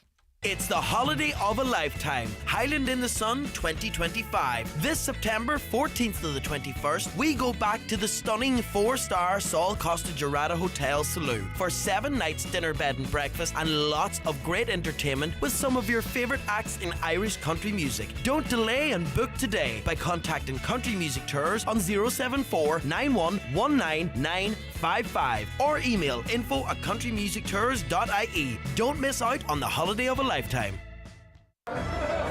Every St. Patrick's Day, thousands get lost in the crazy crowds. Our boosted signal at large events means they can get back to their mates in no time. Hey, over here! Every connection counts, which is why Ireland can count on our network. Vodafone. Together we can. Subject to coverage availability. Limitations and terms apply. See vodafone.ie/terms. Why leave the magic moments and great scenes you've captured sitting on your phone when you can have them printed at McGee's Chemist? Using McGee's website or one of their in-store kiosks, you just upload your photos, select the ones you want, and have them printed instantly within an hour, or use the 24-hour service. 35mm and film from disposable cameras also printed, and old photos can be digitally restored. Hold your memories in your hand with McGee's Chemist, Letterkenny. Looking for fresh, local, convenient shopping? Mabel Stores has you covered across Donegal. From apples to AdBlue, we have everything you need whenever you need it. Calling all little artists. Our Easter colouring competition is now open. Pick up a colouring sheet in your local Mabel store and return it by April 17th for your chance to win fantastic prizes. See you in store for more. Don't forget to follow your local Mabel store on Facebook for weekly offers. Oh, and we also sell fuel too. Mabel Stores. Fresh, convenient, local. Adam Harris here from As I Am, Ireland's autism charity. This World Autism Month joined the Same Chance Walk for Autism on Saturday, April 5th at Malahide Castle, Dublin, or Lough Key Forest Park, Roscommon. The Same Chance Walk is a great way to support us and raise much needed funds for autistic children, families and adults. We all deserve the same chance in life, but autistic people face barriers that others don't. Please help us to remove these barriers. Join us on April 5th or organise a walk in your local area by signing up at asiam.ie. Watch the show live now on YouTube, Facebook and at highlandradio.com. Now, drivers who settle their annual motor tax bill in instalments have handed over almost €106 million more to the government over the last 3 years than if they had paid a single annual fee, according to official figures from the Department of Transport. Deputy Ian Farley from the Social Democrats joins me on the line now. Good morning. Good morning. How are you? Thanks for having me. So, Deputy, you're calling now for action on the back of these figures that have been released. Absolutely. We asked the Minister to disclose the information, and what came back to us this week was quite concerning. We've seen that the government is receiving somewhere in the region of €35 million extra each year between 2022 and 2024, and that's just for people who choose or who are not in a position to pay their motor tax on an annual basis. So just by opting to pay on every 3 months or every 6 months, you're being charged somewhere between 11 and 13% extra for the privilege of doing that. And as a state service, that's something that just isn't making sense to us. I think we'd widely accept that if we have our health insurance premium or our kind of private motor insurance premium, there is a cost associated with paying in monthly instalments, and that's understandable to private companies. But to the state, to gouge us like this makes very little sense to us. So what we're calling for is the Minister to immediately reconsider the regulations that allow for this to happen and to equalise that, so that just like your local property tax, whether you pay that on a monthly basis or an annual basis, you'll pay the same fee. And do we know how long this has been going on? Is this since they introduced that you were able to pay the tax in instalments? Has this been going on for years? It has. It's been going on for a number of years, Michaela, but what I suppose in the last government, what we did see was a move towards changing those regulations to bring our motor tax online, so that you kind of do away with the paper cert in your car, because the Minister has kind of cited that as being one of those administrative costs that gives rise to certain increases. So what I call on the Minister really is to prioritise bringing this to a paperless system like we have in the UK, where motorists don't need to have a disc in their car. And what we need to see with that change to the regulation would be that you pay the same cost each way, because it's something that's archaic. It's something that people don't really make sense of, and it came up with us quite often when we were canvassing. Again, like I say, it's a state service. And so when we're paying state services, we shouldn't be looking to charge people extra just because they're not in a position to pay that premium on an annual basis. Yeah, because the surcharge of 13% above the standard rate, if you opt to pay it every 3 months, that is huge. And as you mentioned there, it is a cost issue for many people when they opt to pay it every 3 months as opposed to paying it in one whole lump sum. So this is just increasing the burden. It's also increasing the burden, Michaela, for a certain cohort of people. You know, I think a lot of people, if they could afford to pay it once a year, they do so. But quite often we're not in a position to do that. So we tend to be penalising a certain group of people who don't have the ability to pay on an annual basis. And so what we need, I've been in the Dáil now a couple of months, and you see, government TDs quite often saying how important the cost of living crisis is to them. Yes, on the other hand, we're seeing the state willingly charge people 13% extra for the same public liability. That makes very little sense to us. So I'd really like to see the Minister move on this. I'd be hopeful that in the next couple of months we'll be looking for ways to amend the regulations on this. I'd like the Minister to do this first. I hope we don't have to bring him to the water on this issue. This is something that makes very little sense to people. It's a very quick fix that would change the regulation. That would mean that we pay the same fee whether we choose to pay it on a 3-month basis, a 6-month basis, or on an annual basis. And have you had any response from the Minister or any slight guarantee that these changes would be rolled out? No, the Minister kind of went straight to the idea of giving the rationale for such a difference in cost, that there's an administrative cost associated with doing your tax on a 3-month or an annual basis. So the same kind of letter has to be posted out, the same sheet of paper has to be printed. I would question whether it's costing €30 million a year for the state to do this. Yeah, I don't think that's definitely the case. don't think so. Exactly. So what the minister said is any loss of income, i.e. if they did change these regulations and equalise it, that this would need to be found somewhere else in the tax base. Again, I don't buy it. It's a bit of scaremongering. It makes no sense to be charging people extra. So not a very positive response from the minister initially. That's how it goes in opposition politics. This is the first step. We'll keep going. We have some further questions in with the department this year to see county by county who is raising the most in motor tax. This is a revenue raiser for our local authorities. Quite often these funds then will get, go direct to our roads, and that's great, but also to other services too. That can't be at the expense of the taxpayer to pay 13% extra for no additional service.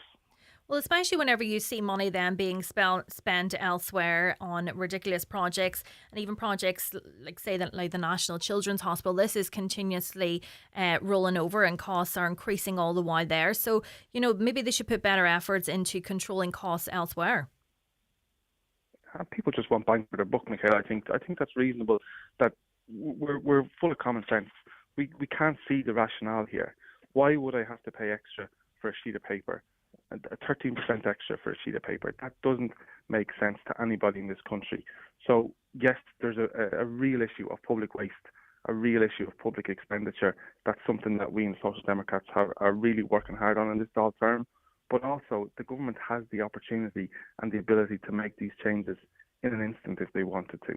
I think that's something that we should really look and pursue with those who have the ability to do that. It just has to make sense. And right now, we're not seeing that. We're just seeing gouging. Deputy Aidan Farley, thanks so much for joining me this morning. Is this an issue that you have a view on? Let us know here on 086 60 25,000 or give us a call on 91 at 25,000. Jimmer Natasha, Colin Ferreter and Shaw. Elin Lahai Rulia Bulia, Ihi Kedin, Sharkuji, a Hopta Club. Duraves, Fergus McGee, and Mahudger to Biosa Studio. Comailis and Grupa, Taylor's Trouble. Sharkuji Art, Ihi Kedin, Rulia Bulia, B. Lynn. Do you need a UK address? Save hundreds of euros on custom charges shopping online with Space Hub Dairy. We provide a full virtual office address mailbox service for all your business and personal use. Save your business hundreds, possibly thousands on custom charges with Space Hub Dairy. Call 048 7187 8077 for more details. At Warehouse Bar and Kitchen, Main Street, Letterkenny, you'll find mouth-watering food and delicious cocktails 7 nights a week. With tasty deals including Tuesday Burger Night, Thursday Steak Night, Fizzy Friday and Boozy Brunch at the weekends. Not forgetting live music every weekend. Follow Warehouse Bar and Kitchen on social media for specials and updates. Running a business isn't easy, but accessing support should be. The new National Enterprise Hub is the single source for all government support for your business. With over 180 supports in one place, it's easier than ever to find grants, advice, training and more. And don't worry about not knowing what you need. Our helpful team will guide you every step of the way. Visit neh.gov.ie to learn how we can help. The National Enterprise Hub. Support starts here, an initiative of the Government of Ireland. They say time equals money, so spend your money where you spend your time. No matter what your preference is, Cooney's Home Interiors has something to suit every taste and budget. With our extensive range of home furnishing to fit every room and style, from mattresses and beds to rugs, mirrors and suites of furniture. Visit us in store today and see for yourself what Cooney's have to offer, and let us help you make your dream home a reality. Cooney's Home Interiors, Letterkenny Retail Park. Huge range, great prices. Your specialty is quality tiles, bathroom suites and wooden floors. Who has the best range of tiles in Donegal? Crawford Tiles. The best wood flooring? Crawford Tiles. The best bathroom suites? Crawford Tiles. 5-day bathroom refits? Crawford Tiles. And who's been tampering with my questions? That'll be me. Crawford Tiles, Castlefin. That'll be them. 07491 43942. Highland Radio weather updates with Michaela. Discover trending new styles each week in fashion, footwear, accessories, homeware and more. Visit us to explore the latest arrivals in store or shop online at michaelhennies.com today. Today's weather, a dry and mostly sunny day with highest temperatures of 10 to 12 degrees. Now, I'm delighted to be joined on Zoom by Brian Gillespie. Good morning, Brian. Morning, how are you? Good. Where are we joining you this morning? You're currently joining me in Nairobi in Kenya. Amazing. Not my usual stomping grounds, but I'm here for a week for a project. So we have to say, first off, though, congratulations, Brian. You choreographed a dance and it did exceptionally well at the Special Olympics. Yes, indeed. My sister and I actually both did it, Anya Gillespie and myself. We both got invited by the Saudi Arabian Special Olympics team to choreograph. They've now got, in the last few years, have introduced a sport, well, they call it a sport. It's called a sport called dance sport.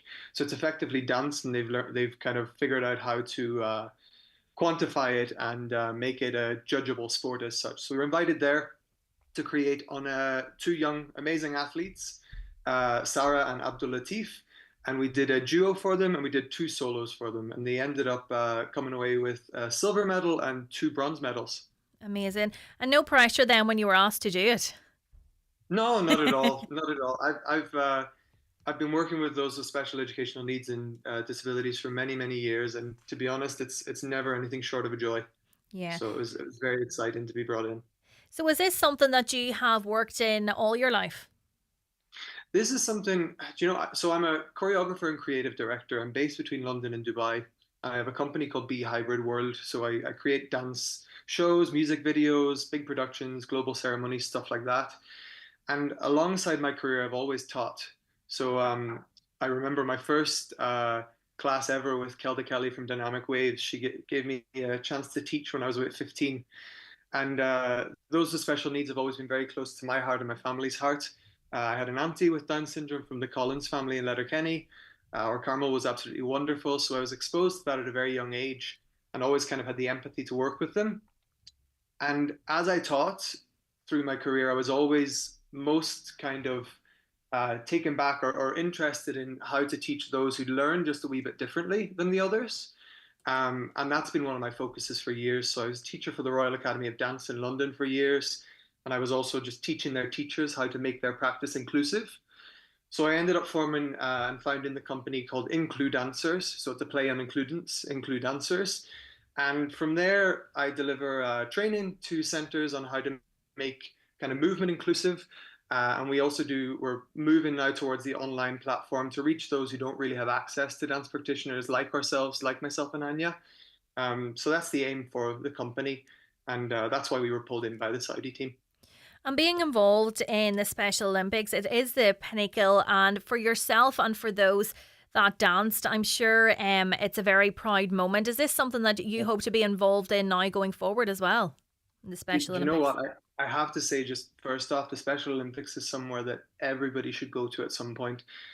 Everybody still talks about Ireland's Special Olympics as being the best of all time. But I said to people after the event, I said, this is where all bad people should go, because there's no way they'll leave this event with any badness in their heart. But yeah, this is now, with the Saudi team in particular, this is, I think, a partnership that will continue. This was our first year doing it, and the major success that we've had has been fantastic.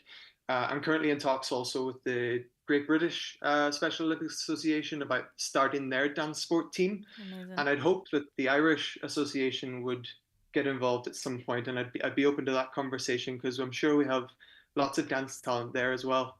Absolutely. Brian, wish you well in the future. Thanks so much for joining us, and congratulations once again. It's an amazing achievement. So very well done on that. Thank you very, very much. Thanks for following. Thanks a million. That is amazing achievement. So that is Brian Gillespie. He is a choreographer and a creative director, originally for Newton Cunningham, and travelling the world there. Looking now to a few of your comments. We were discussing the A5 a short time ago. A listener says both Fianna Fáil and Fine Gael governments did nothing to upgrade the A5. Leah Varadkar, while Minister for Transport, is one example. As Paddy Carr said there, dual carriageways going to all other parts of our country. It's just another example of how Donegal is treated nationally. Same goes for cancer services and the defective block issue. Women are the worst offenders, this listener believes, of driving and doing things wrong. I've watched women do their makeup, eating breakfast and texting on their phones in the mornings. As a woman, I wouldn't say it's just women, but Yeah, that's obviously just unacceptable, doing their makeup and eating their breakfast. I don't know how they would manage to do that. I live in a social house that has defective blocks. I'm out an absolute fortune trying to make the house warm. Will these houses be knocked down and rebuilt? Will people be rehomed? What is the story with council housing and DCB? I am in the Buncrana area. Well done to Rosina.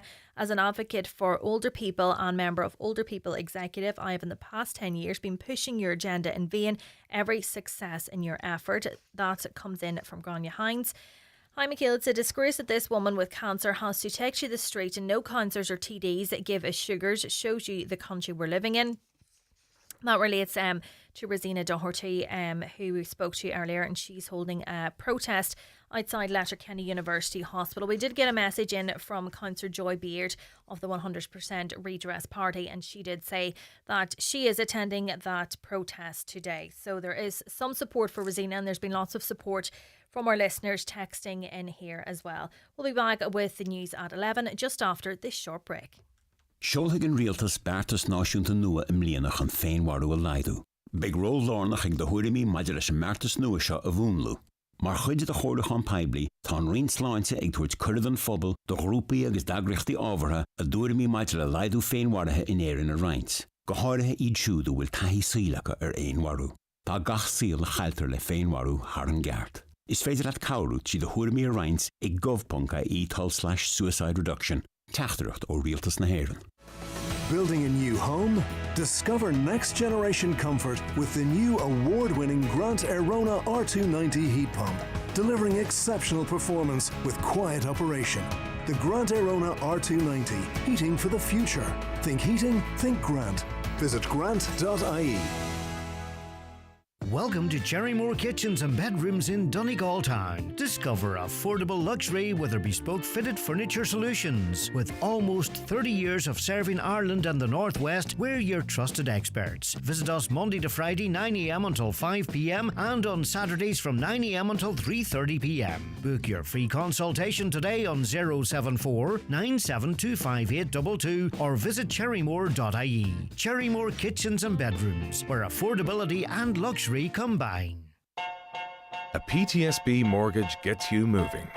Whether you're buying or building your first home or your forever home, our dedicated team can help find the rate that's right for you. And with an online portal to track every stage of your application, it all comes together for a mortgage experience that's altogether more human. PTSB. Apply online today. Lending criteria, terms and conditions apply. Over 18s only. Security and insurance is required. Permanent TSB PLC trading as PTSB is regulated by the Central Bank of Ireland.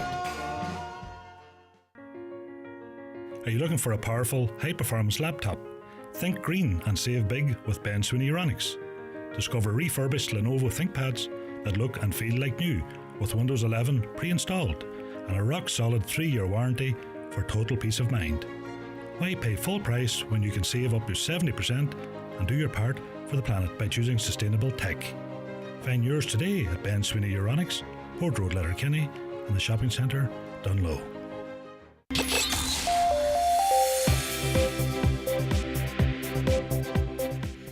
It's 11 o'clock and time for the latest news headlines with Donald Kavanagh. Thank you, Michaela. Good morning. The HSE has confirmed plans are progressing to develop ambulatory cancer facilities at Letterkenny University Hospital and other Model 3 hospitals within the West and North West region, while Galway remains the regional Model 4 cancer centre. Following recent revelations that treatment start time targets are not being met in Letterkenny, the hospital has established a working group to improve chemotherapy start times.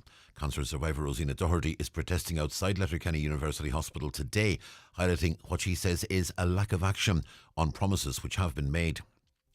A Moville-based councillor is urging people to attend a public information event in the town tomorrow evening, marking the start of the second public consultation on the regeneration plan for the town. The latest draft of the Moville Regeneration Strategy and Action Plan is out to public consultation from tomorrow until Wednesday, April 16th. Councillor Martin Farron says similar plans in Buncrana and Garda have led to significant funding announcements, and he believes Moville can achieve similar results. The head of the Climate Council says storms Dara and Eowyn show how unprepared the country is for extreme weather events. As part of its annual review, the council is calling for a climate damage register and a climate observation system to track the impact of severe weather. It's also calling for more investment to improve critical infrastructure. The chair of the council, Peter Thorne, doesn't believe the government is paying sufficient attention. New ESRI research highlights a need for better transport coordination and work placement support for young adults with disabilities. The report shows there's a positive news about the school experience for students with special needs, but sometimes supports can suffer when children transition to further education or finding a career. And Ishke Erin says repairs to a burst water main may cause supply disruptions to Killult, Gortahork and surrounding areas in West Donegal. A traffic management plan will be in place for the duration of the works. Works are set to take place until 6 o'clock this evening. And we're back with news headlines again at 12 noon. Thanks, Donal. Ladies, always discreet, has something to say. If your bladder leaks or not, always remember to squeeze the day. Keep your pelvic floor stronger for longer, just by squeezing on through the day. Just lift and hold, just lift and hold, to always squeeze the day. When you need protection, come what may, always discreet will lock those leaks away. The county's #1 talk show, the 9 till noon show on Highland Radio. Now, an endometriosis awareness event is taking place in Ballybuffet tomorrow to mark Endometriosis Awareness Month. Speakers include Senator Maria McCormick from Laois and Donegal County Councillor Dakota Nick Van Man, joined now on Zoom by Senator McCormick. Good morning to you. Good morning. How are we all doing? All good. So, Senator, I suppose there has been great awareness around endometriosis recently, but this is bringing it then to Donegal.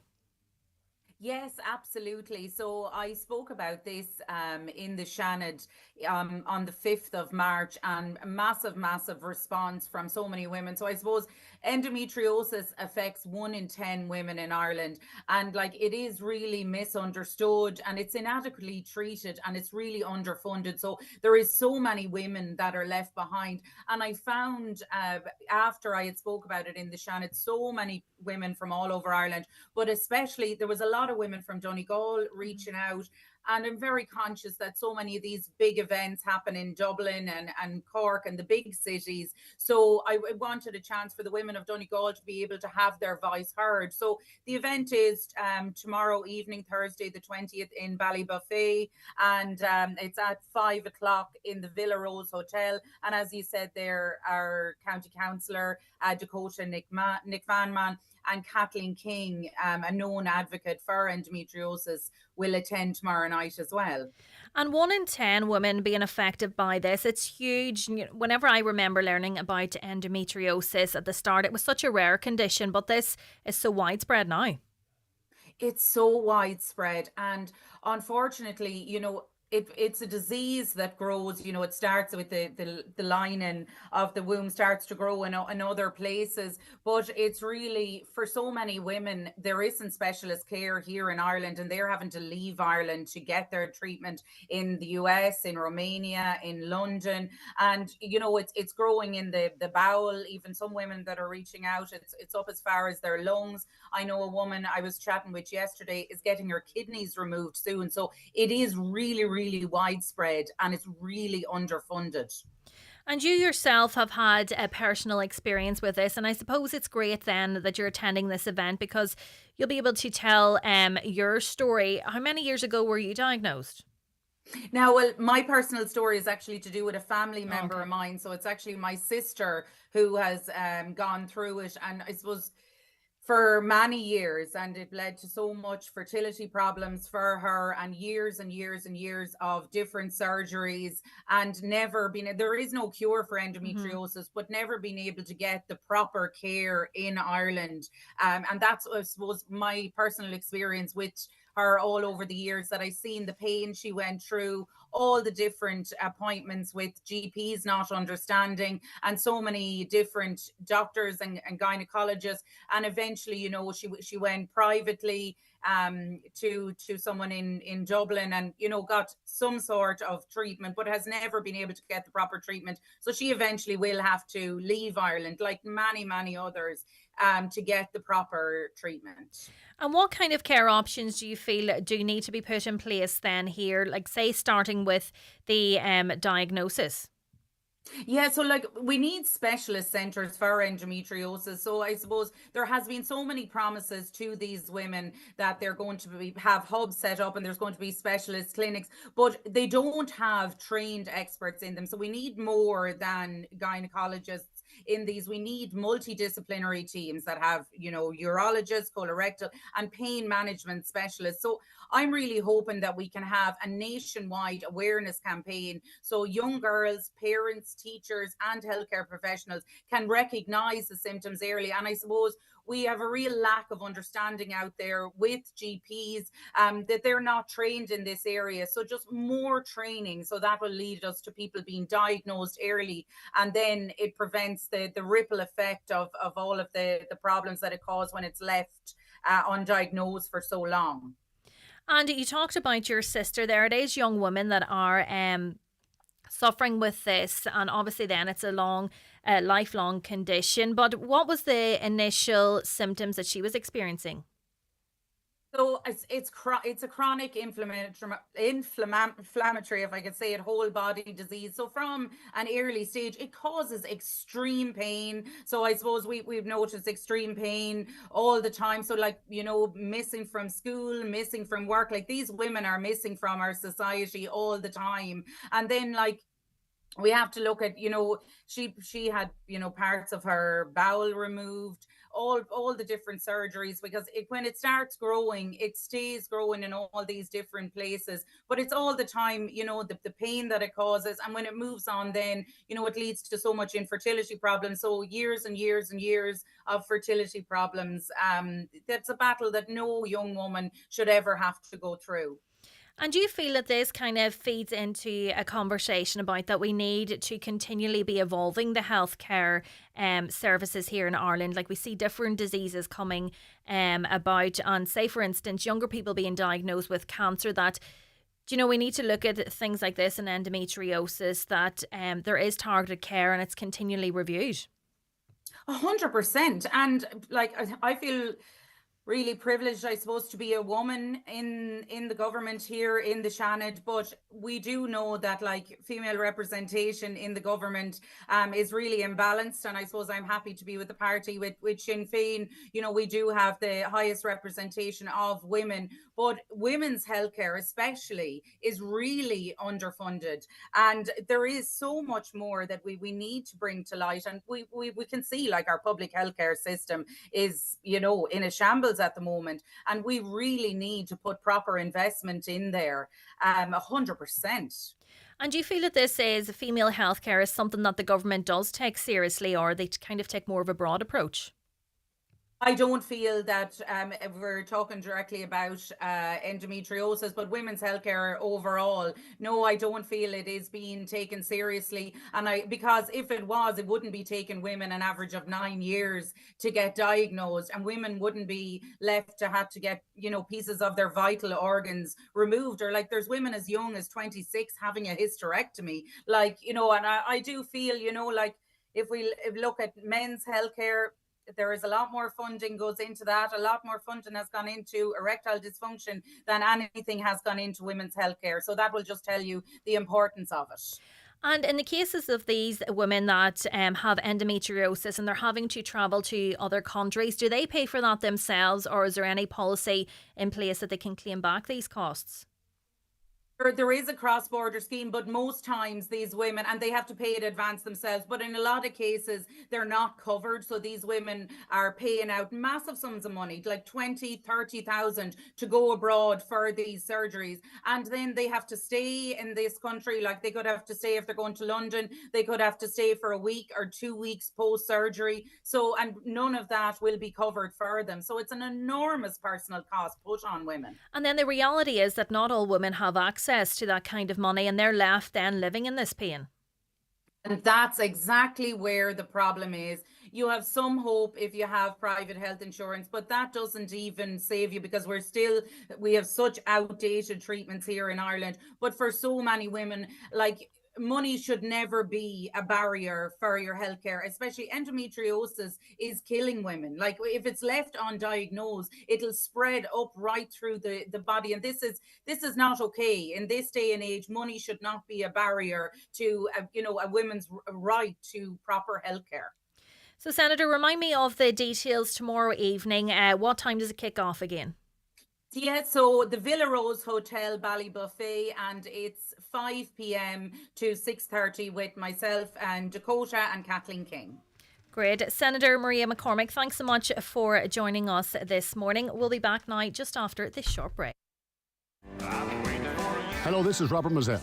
Myself and the band are celebrating 25 years on the road. We're coming to the Alley Theatre on the 4th of April to celebrate our 25th anniversary. If you'd like some tickets, go to alleytheatre.com. Come and hear some of the old songs you love and some of the new ones as well. That's the alleytheatre.com. The 4th of April. We'll see you there. Explore jewels of history. Experience legendary events and the terror of battle. From the castles of the nobility to the huts of the poor, visit the tombs of kings and monasteries of the saints, conserved, protected and shared by the Office of Public Works. From Dunangasa and Tara in the east to Carlingford Castle and Derrynane in the south. Visit your local heritage site and come with us over the threshold of history. Plan your next visit on heritageireland.ie, an initiative of the Government of Ireland. Your favourite playlist. A long open road trip. Great on their own, but combined, a perfect complement to one another. Just like Audi hybrid models. One part epic efficient electric power, the other legendary Audi engine performance. This is a pairing that's all in one, twice as good. This is Audi.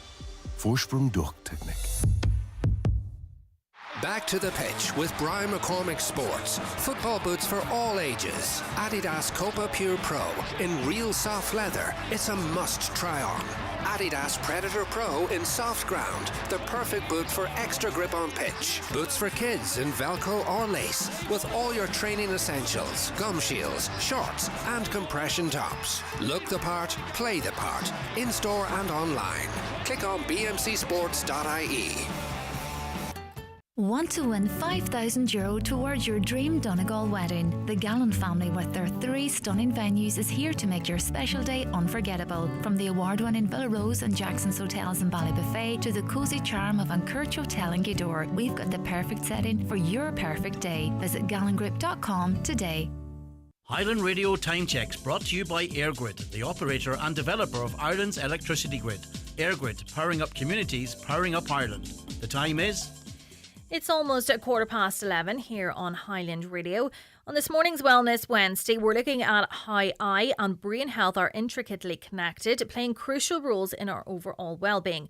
Maintaining the health of both these vital organs is essential as they work together to support our daily activities, cognitive functions and emotional well-being. To discuss this further, I'm joined now by Professor John Nolan, who is Director of Nutrition Research Centre in Ireland.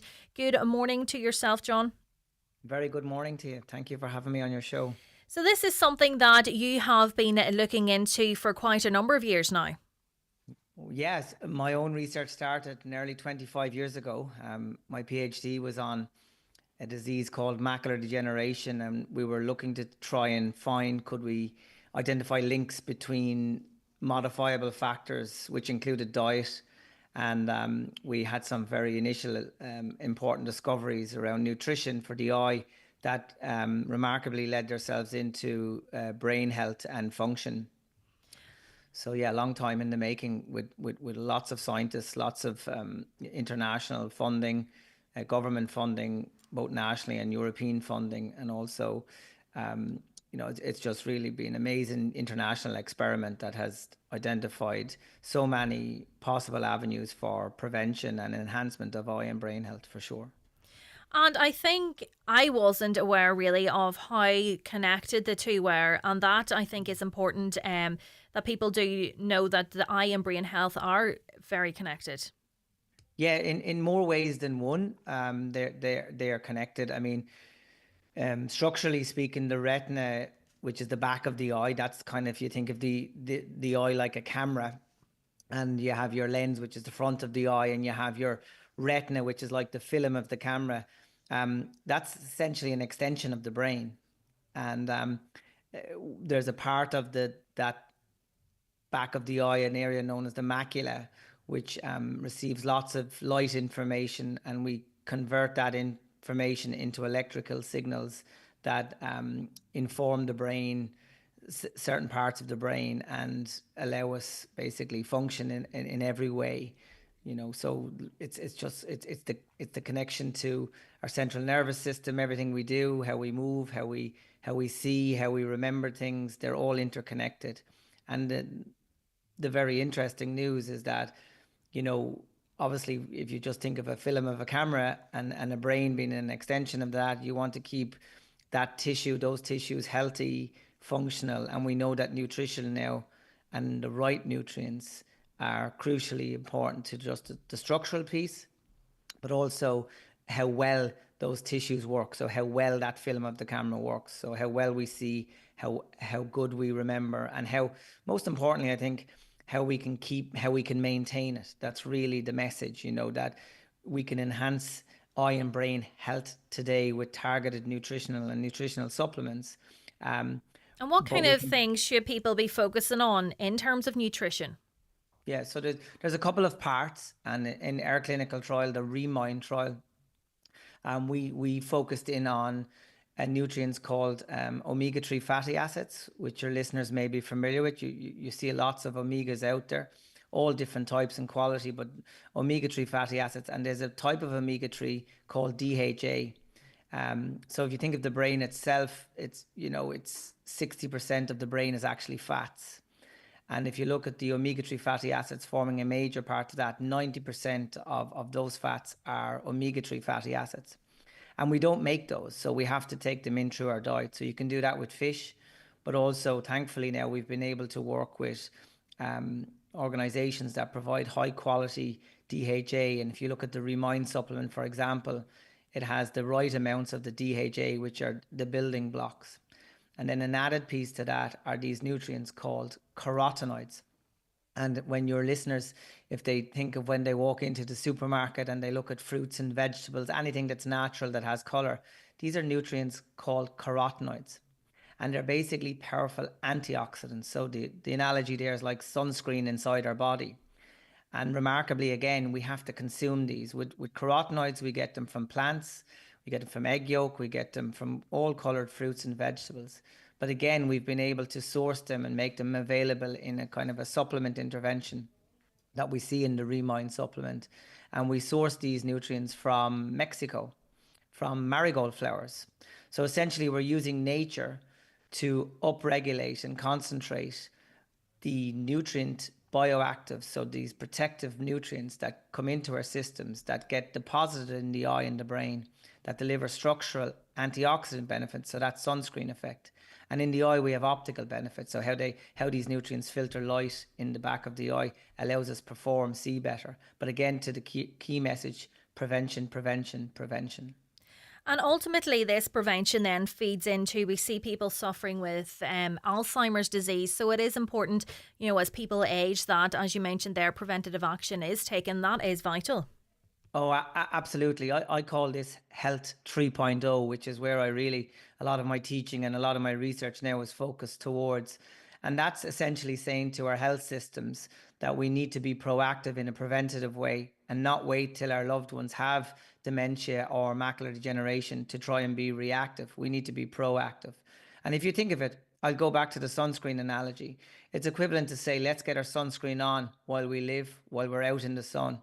And, we are, thankfully, because we're aging, we are subjected to all new types of stresses and a longer type of stress because we're living longer. So we have to be proactive with preventative strategies and lifestyle optimization and nutritional optimization, but targeted nutritional intervention is what's going to really take or reduce, in some way at least, the burden of Alzheimer's disease. In our own trial, we worked with patients that had mild to moderate Alzheimer's, so who had just been diagnosed with Alzheimer's disease. Your listeners and those of you that have been affected, as many of us are, with Alzheimer's disease, we know how dreadful a condition this is, not just for the sufferer, not just for the patient, but for the loved ones. The person loses themselves, essentially. They lose their ability to know who they are, to remember what's going on, and we see mood changes, frustration, all of these. In our trial, over a 24-month period where we provided the supplement containing the omega-3 fatty acid and the carotenoids, the Remind supplement, we were able to enhance these protective nutrients in the biological systems, in the eye and the brain. And the effect that this had in a significant number of patients was really remarkable. It doesn't change the fact that you have Alzheimer's disease, but essentially it reduces the symptoms of Alzheimer's disease. So what we try and provide information to medical doctors, medical systems, that using these nutrients is part of co-management, the living with this disease piece. But getting it in early and as early as possible is really what we need to do. And the good news is this is and should be affordable for everyone to have access to. It's important that that when a doctor or when a patient or when their loved ones are making decisions, however, about supplements, it is important that they understand that there's different quality levels out there. I want to make that point. So you need supplements. Yeah, because it's no good purchasing, like say, in a cheaper brand. It just doesn't have the same effects. The most expensive supplement you'll buy is the one that doesn't work.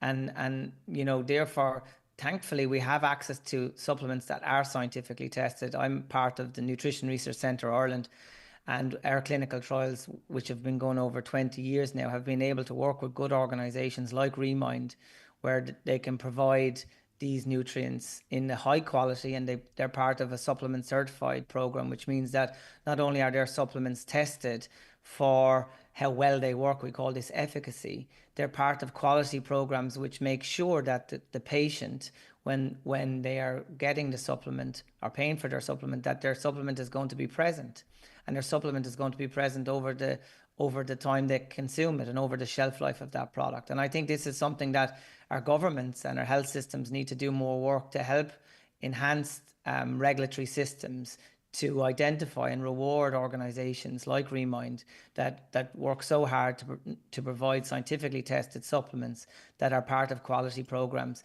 And then at least, if the consumer and the doctor who collectively make a decision to try and put in these preventative bioactives, then at least we know that they're getting access to these nutrients and building from and taking the knowledge from 2 decades of science. We know they're going to provide value to those at risk and with, unfortunately, conditions like Alzheimer's disease and age-related macular degeneration. So I would say, and I'm very confident about this, that we're at a time where before, when we talked about nutrition or lifestyle modification or even supplements, everyone viewed this as snake oil and, let's just wait till we have a real problem to fix before we talk about it. I would say the data strongly argues against that approach because it hasn't worked to now and won't work in the future. We need to be preventative in nature. We need to be proactive, and we need to really provide doctors and society with the information. And thankfully, we have access to that.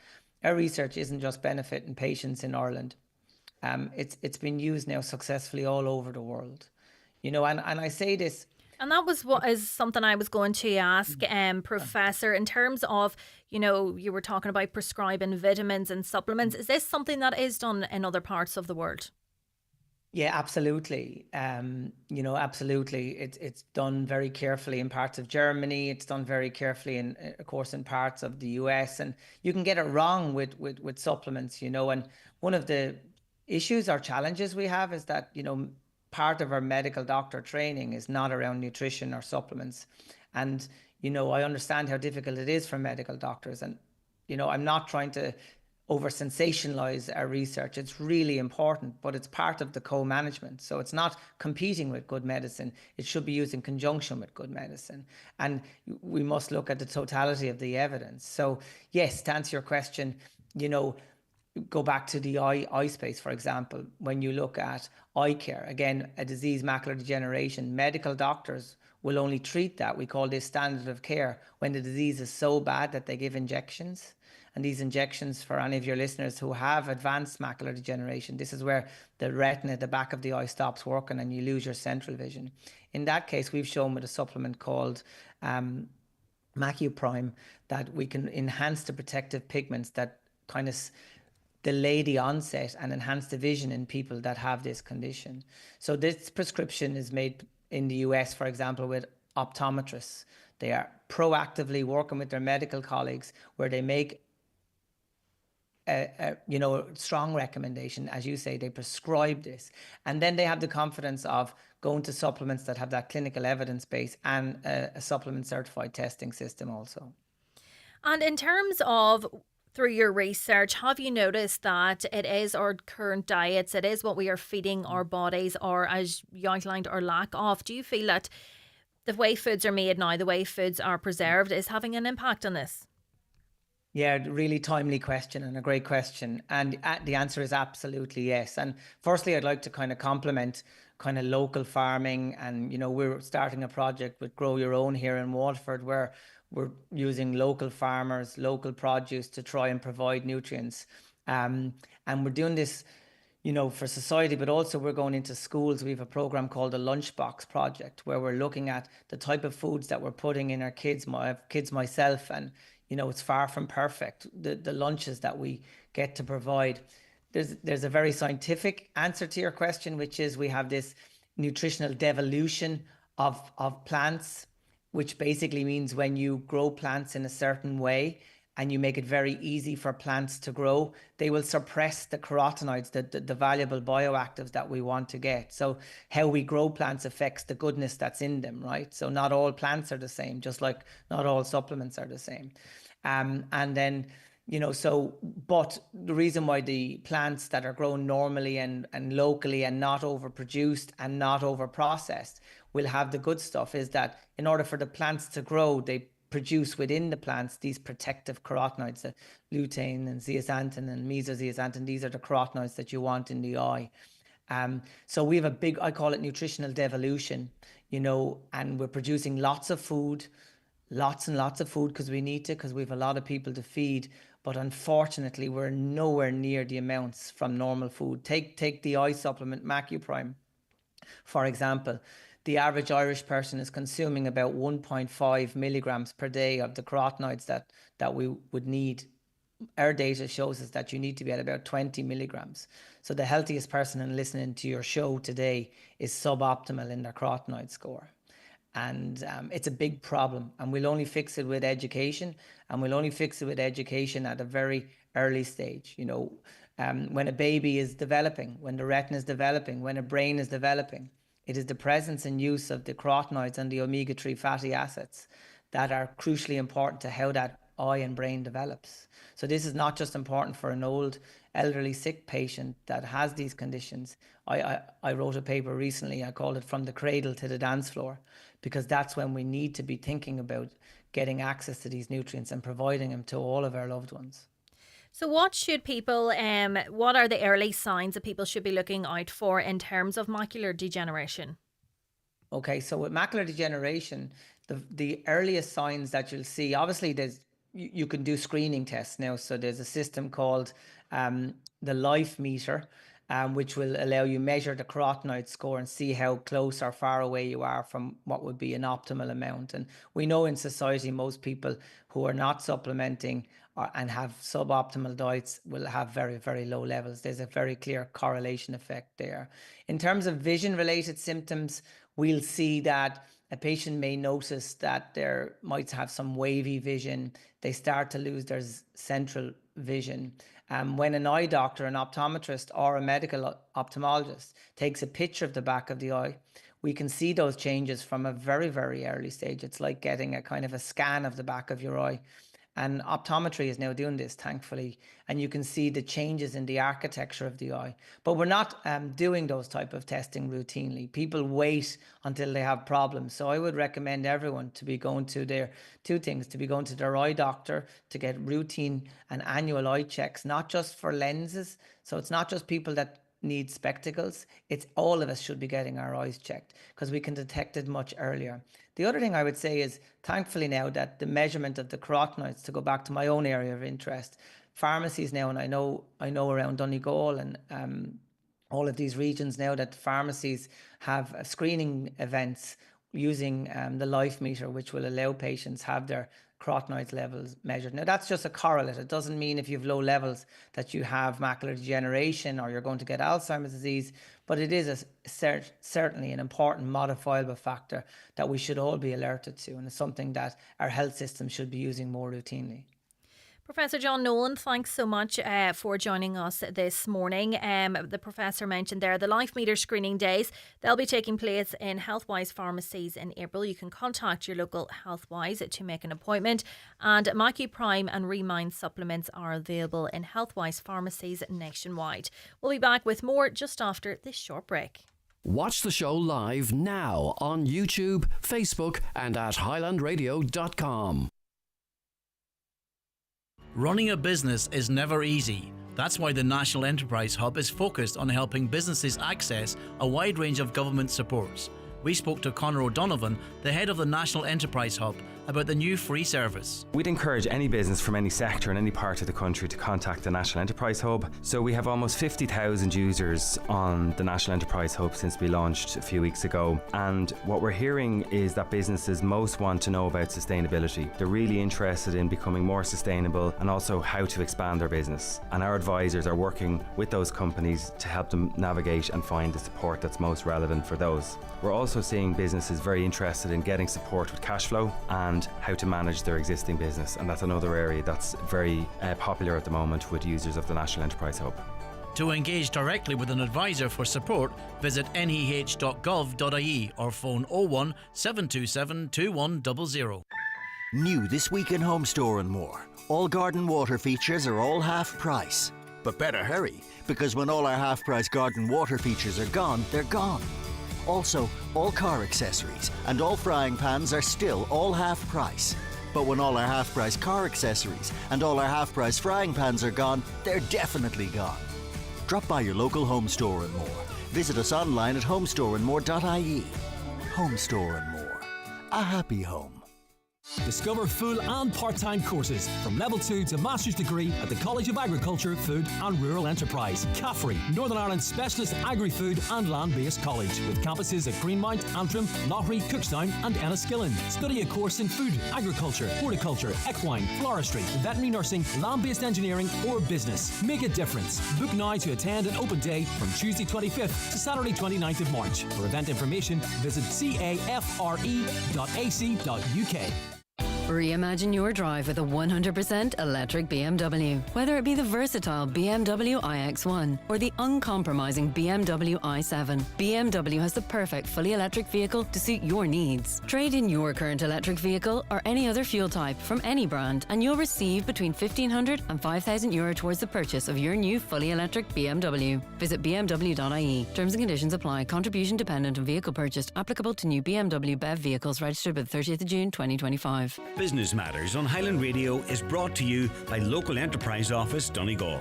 If you have an idea to start or grow your business within Donegal, contact the Local Enterprise Office to find out more about the supports available for businesses. See localenterprise.ie/Donegal.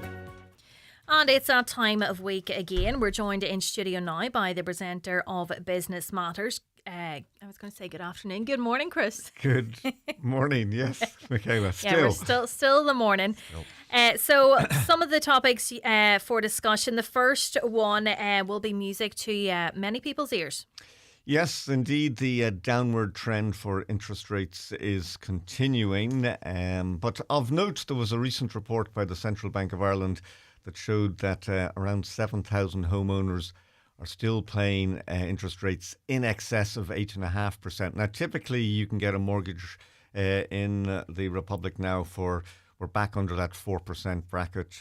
Quite a few there, 3.25, 3.5. Some people are in fixed mortgages. So if you're coming up to the end of a fixed mortgage in the next few months, worth talking to your financial advisor, because no point paying over the odds. Now, sometimes there are penalties for changing. It all depends on your particular circumstances. But, obviously you want to get the best deal. And people, sometimes they forget about this, especially if you're in a long-term mortgage and you're paying for years. And it's but just particularly people who have maybe taken out a fixed rate mortgage, say in the past 2 years, they're tied with them high rates. So, absolutely would make sense to jump ship now. Yeah, well, look, you've nothing to lose, everything to gain, but, you do need to check it out, because sometimes the small print can make it not as easy to switch as you would like. But either your local financial broker can help you there, or indeed there are companies that specialise in this as well. I feel very lucky. I took out a fixed rate mortgage for 5 years just after COVID. Yes. So. But now I have the fear. Yeah, and what's going to happen then? The thing is, look, you can listen to the greatest economist in the world. Nobody knows. We didn't know COVID was going to come. You have wars. Things can affect mortgage rates. Fortunately, for the last 20, 25 years, we've lived in an era of low mortgage rates. My very first mortgage was 12.5%, which is like... It sounds crazy. Incredible to think of now. But then for most of the last 20 years, and a lot of people run these tracker rates and, paying less than 1% on a mortgage for many years. So we're not back at that low level, but still when it's down to sort of 3-4%. And rates in the Republic are considerably less than they are in the UK. So if you're on this side, we're more getting positive. cheaper. And sticking with housing, there's good news for Lifford.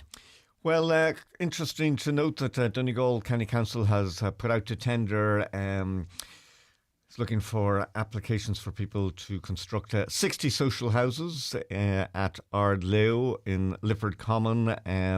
Now, it's a 2-year contract worth about 14 million, and the development will include a mixture of houses and apartments. So good news for anybody in the Lifford area, 60 social housing units, and the fact that we're at that stage and site works are underway, it's going to be a couple of years still, but they are coming down the track, so that has to be welcome there. Yeah, but it is great. We talk about, you cover council meetings as well. We need more housing, and we hear these announcements, but it is great, as you say. Efforts are progressing now, and hopefully works will start shortly.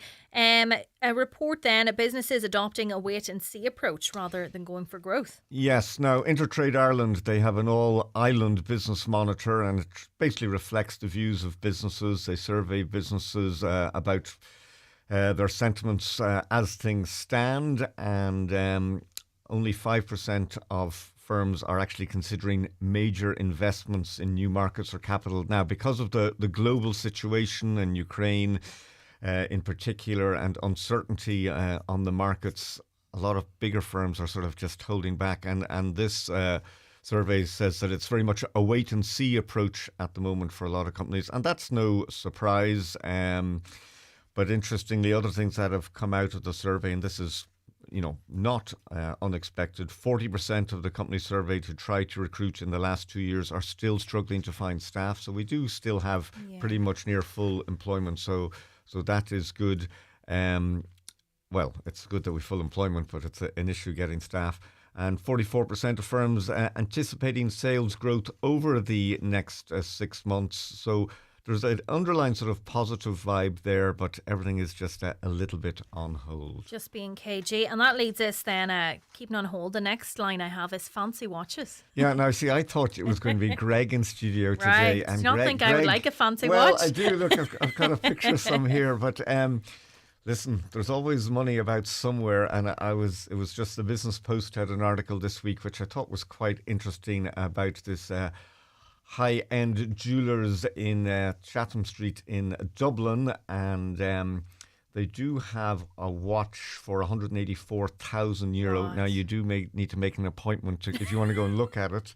Well, they can give my appointment away. Yeah. Now, the Publicly. entry level in terms of prices, if you want a watch in this upmarket store, is €1,100. That is the very cheapest. Now, some of them are linked into sporting matters.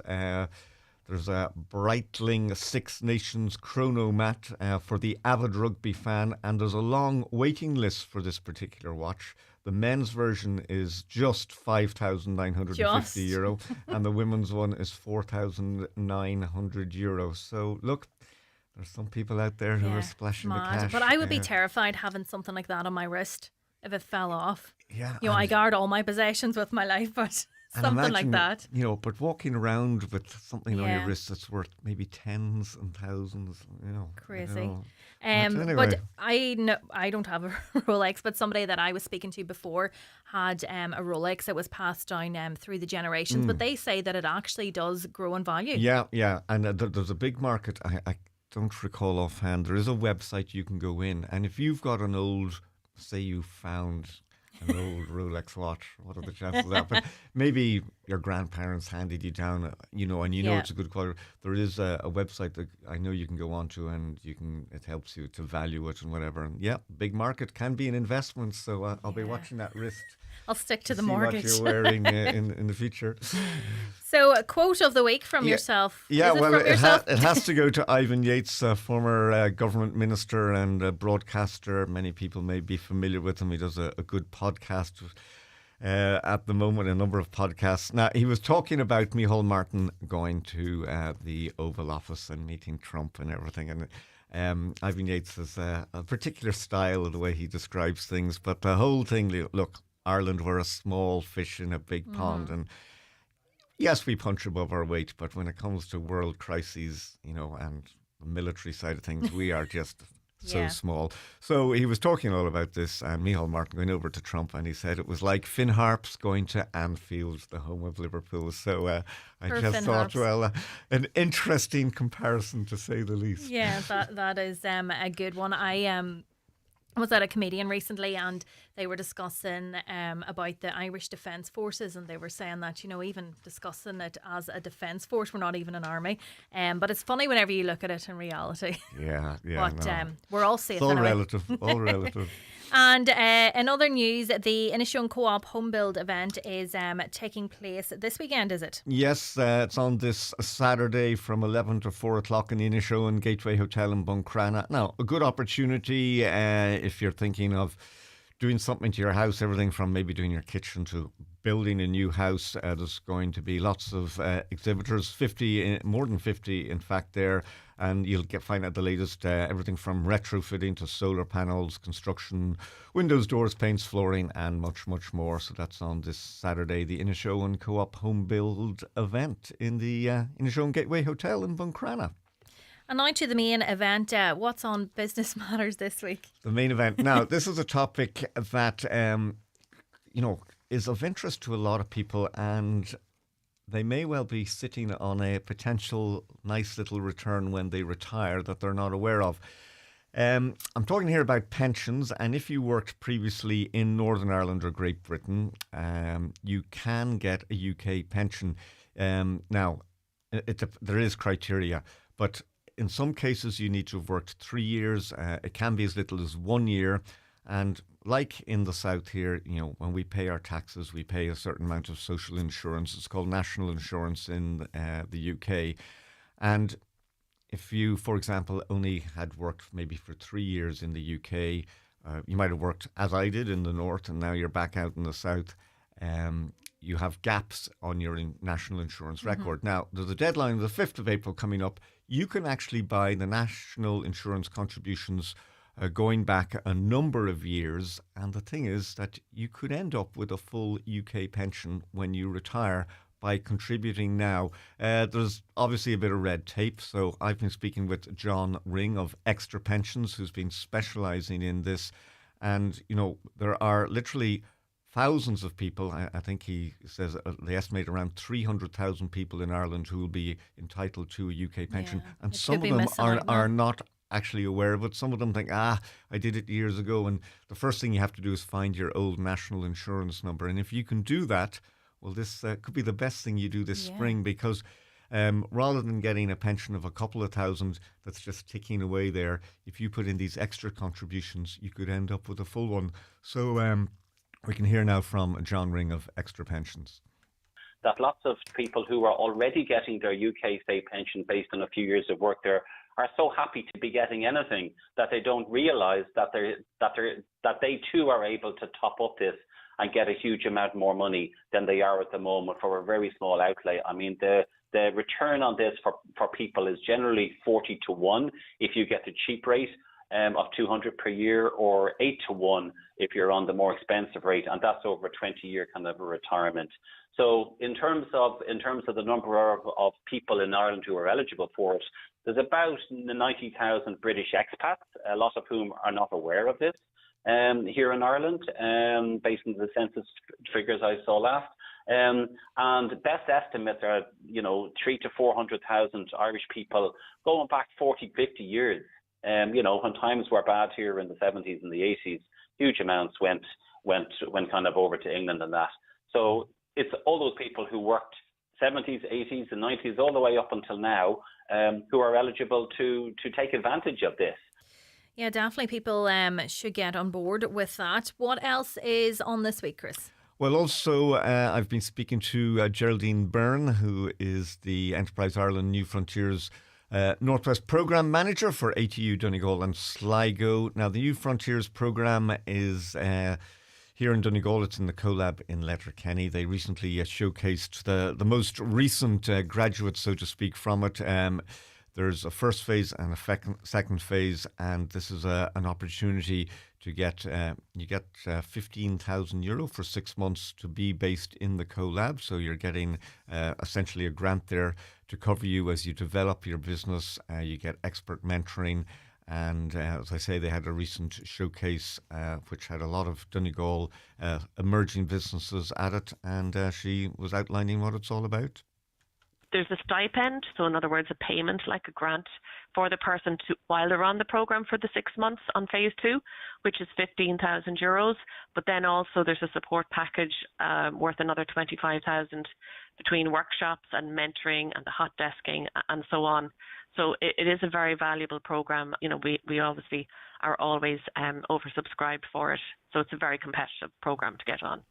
Well, lots to look forward to on Business Matters this week. Chris, remind us when people can listen back on the website and on air. Yes, on air. You can listen to it on Sunday after the 6 o'clock news, and the podcast, and it's on the website, is available now on highlandradio.com. Just go to Business Matters or the recent podcasts and you will find it there. Great. Thanks, Chris. Thank you.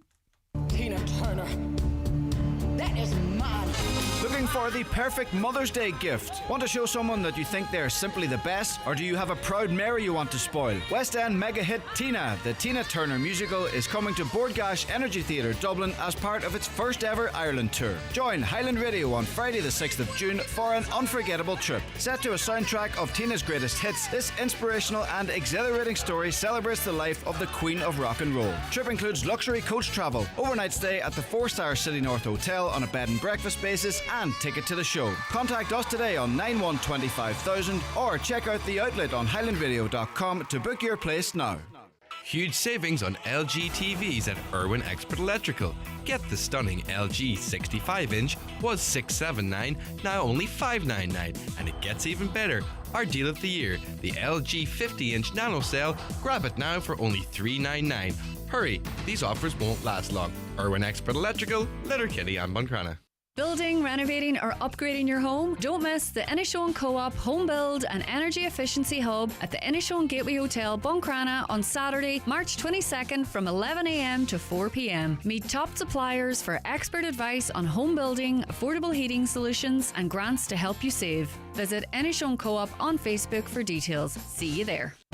In Enjoy real savings this week at SuperValue. Like selected large pack meats such as SuperValue Fresh Irish Chicken Thigh Fillets, now €5. Selected fruit and veg like Clement Golds, only €1.49. And Persil, Ariel and Fairy selected range, any two for €16. Make real savings every week at SuperValue.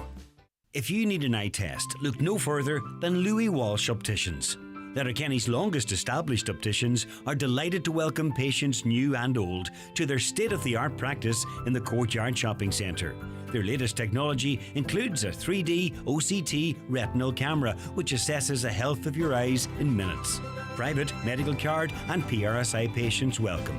Call 91 21000 to arrange your eye test. Louis Walsh Opticians, Letterkenny. Your vision, our focus. Highland Radio weather updates with McElhenney's. Discover trending new styles each week in fashion, footwear, accessories, homeware and more. Visit us to explore the latest arrivals in store or shop online at mcelhenneys.com today. A dry and mostly sunny day today with highest temperatures of 10 to 12 degrees. Now, earlier in the show, we were speaking about the delays to the A5 road project in Northern Ireland. I'm joined now on the line by Charles. Good morning, Charles. Good morning, Michaela. How are you? Good, thank you very much. So you believe that the Northwest is effectively forgotten in terms of infrastructure? Infrastructure-wise, we have, yes, from Mayo to Donegal. We have largely been forgotten. And not just the Northwest, but the Northwest Passage from East to Derry as well. And I suppose we were talking about road safety earlier, but it also relates to improving the country, being able to offer, outside investors looking in, seeing that we have a train network, seeing that we have motorways, that they can connect the entire country. Well, in relation to the likes of Leopard to Letterkenny, we had people here, investors and so on, coming up to the Northwest. Once they saw the likes of going through Leopard to Letterkenny, that they questioned why should they come up here to invest, because the infrastructure is not there. And what would you believe, Charles, now into the future, what would you believe is the priority going forward? What the priority is to link up communities here on the island of Ireland between the Western Corridor up to straight all the way up to Derry and around all the communities here in Donegal, not just Donegal, but in Sligo, Leitrim, Mayo, Galway, North Galway, and proper road network and the proper rail network as well, jointly working together. Because given that Donegal did previously have rail, it obviously is the evidence that, I know we've had the all-island rail review as well, but having rail in Donegal previously, years gone by, it's evidence that, it did work and that it was needed. It was needed, but with the old system, it took 5 hours to go from Letterkenny to Burton Port to get, for example, but that was on steam, And a lot of communities, that was our lifeline for our communities. Once they took away that lifeline, the communities got lost. They weren't connected anymore. Mm.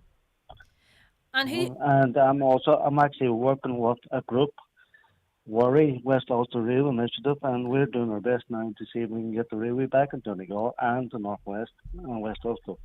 And do you feel that, I know politicians have spoken out on this and, the need for rail, but do you believe, you're working on the ground there and trying to raise awareness. Do you believe that there is enough support? Are you based in Northern Ireland or is it in Donegal you are?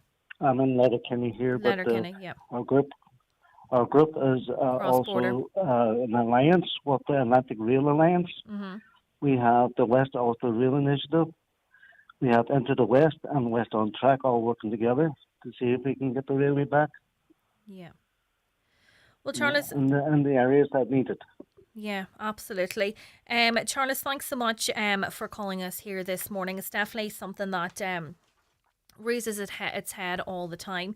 Some more of your comments now. What name of supplements should I give my husband that has Alzheimer's? Really enjoyed your discussion on nutrition, research and the power of healthy food, spices and time-restricted eating. It's refreshing to hear these topics being talked about as they are key to preventing illness and reducing pressure on our healthcare system. Food isn't just fuel, it's medicine. Spices like turmeric and ginger have been used for centuries for their healing properties, yet modern diets are filled with processed, nutrient-poor foods that lead to chronic disease. Research shows that time-restricted eating can also have huge benefits, giving the body time to heal and regulate itself properly.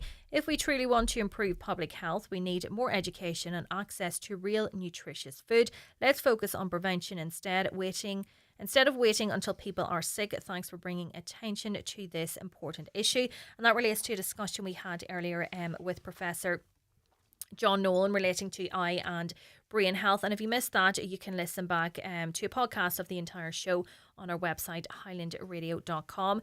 Another listener says, I had dry eyes 30 years ago. I used to take fish oil, Eskimo oil. I never had to use anything on my eyes after that. I'm unable to take the fish oil now as I am on a blood thinner. They've asked, is there anything else that I can take that is safe? Or motor tax. I remember Pierce Doherty raising the extra charges if paying quarterly. It cost me €1,120 annually when paying quarterly for my Toyota RAV4 passenger SUV. Hello, can you ask your listeners if anyone was disappointed with Dan McCabe concert on Friday night in Donegal? I couldn't hear him sing with the chatter of everyone. Where was management to draw the line and draw law and order to the event? Morning, Michaela. Well done to Rosina. Our Letterkenny University Hospital is seriously neglected and in need of expansion in many areas, especially the ED department. That comes in from Mary. What does the texter see as different in the mural in Clady or those in Derry and Belfast? I think maybe because it's a new mural. I think that's what they were kind of raising the issue with. We were contacted by a listener earlier who said that there was a new mural being painted in Clady and it was a picture of the Irish flag and then underneath was men with balaclavas. But I think the issue was that it's a new mural and, you know, have things moved on? Should we still be depicting such pictures of this?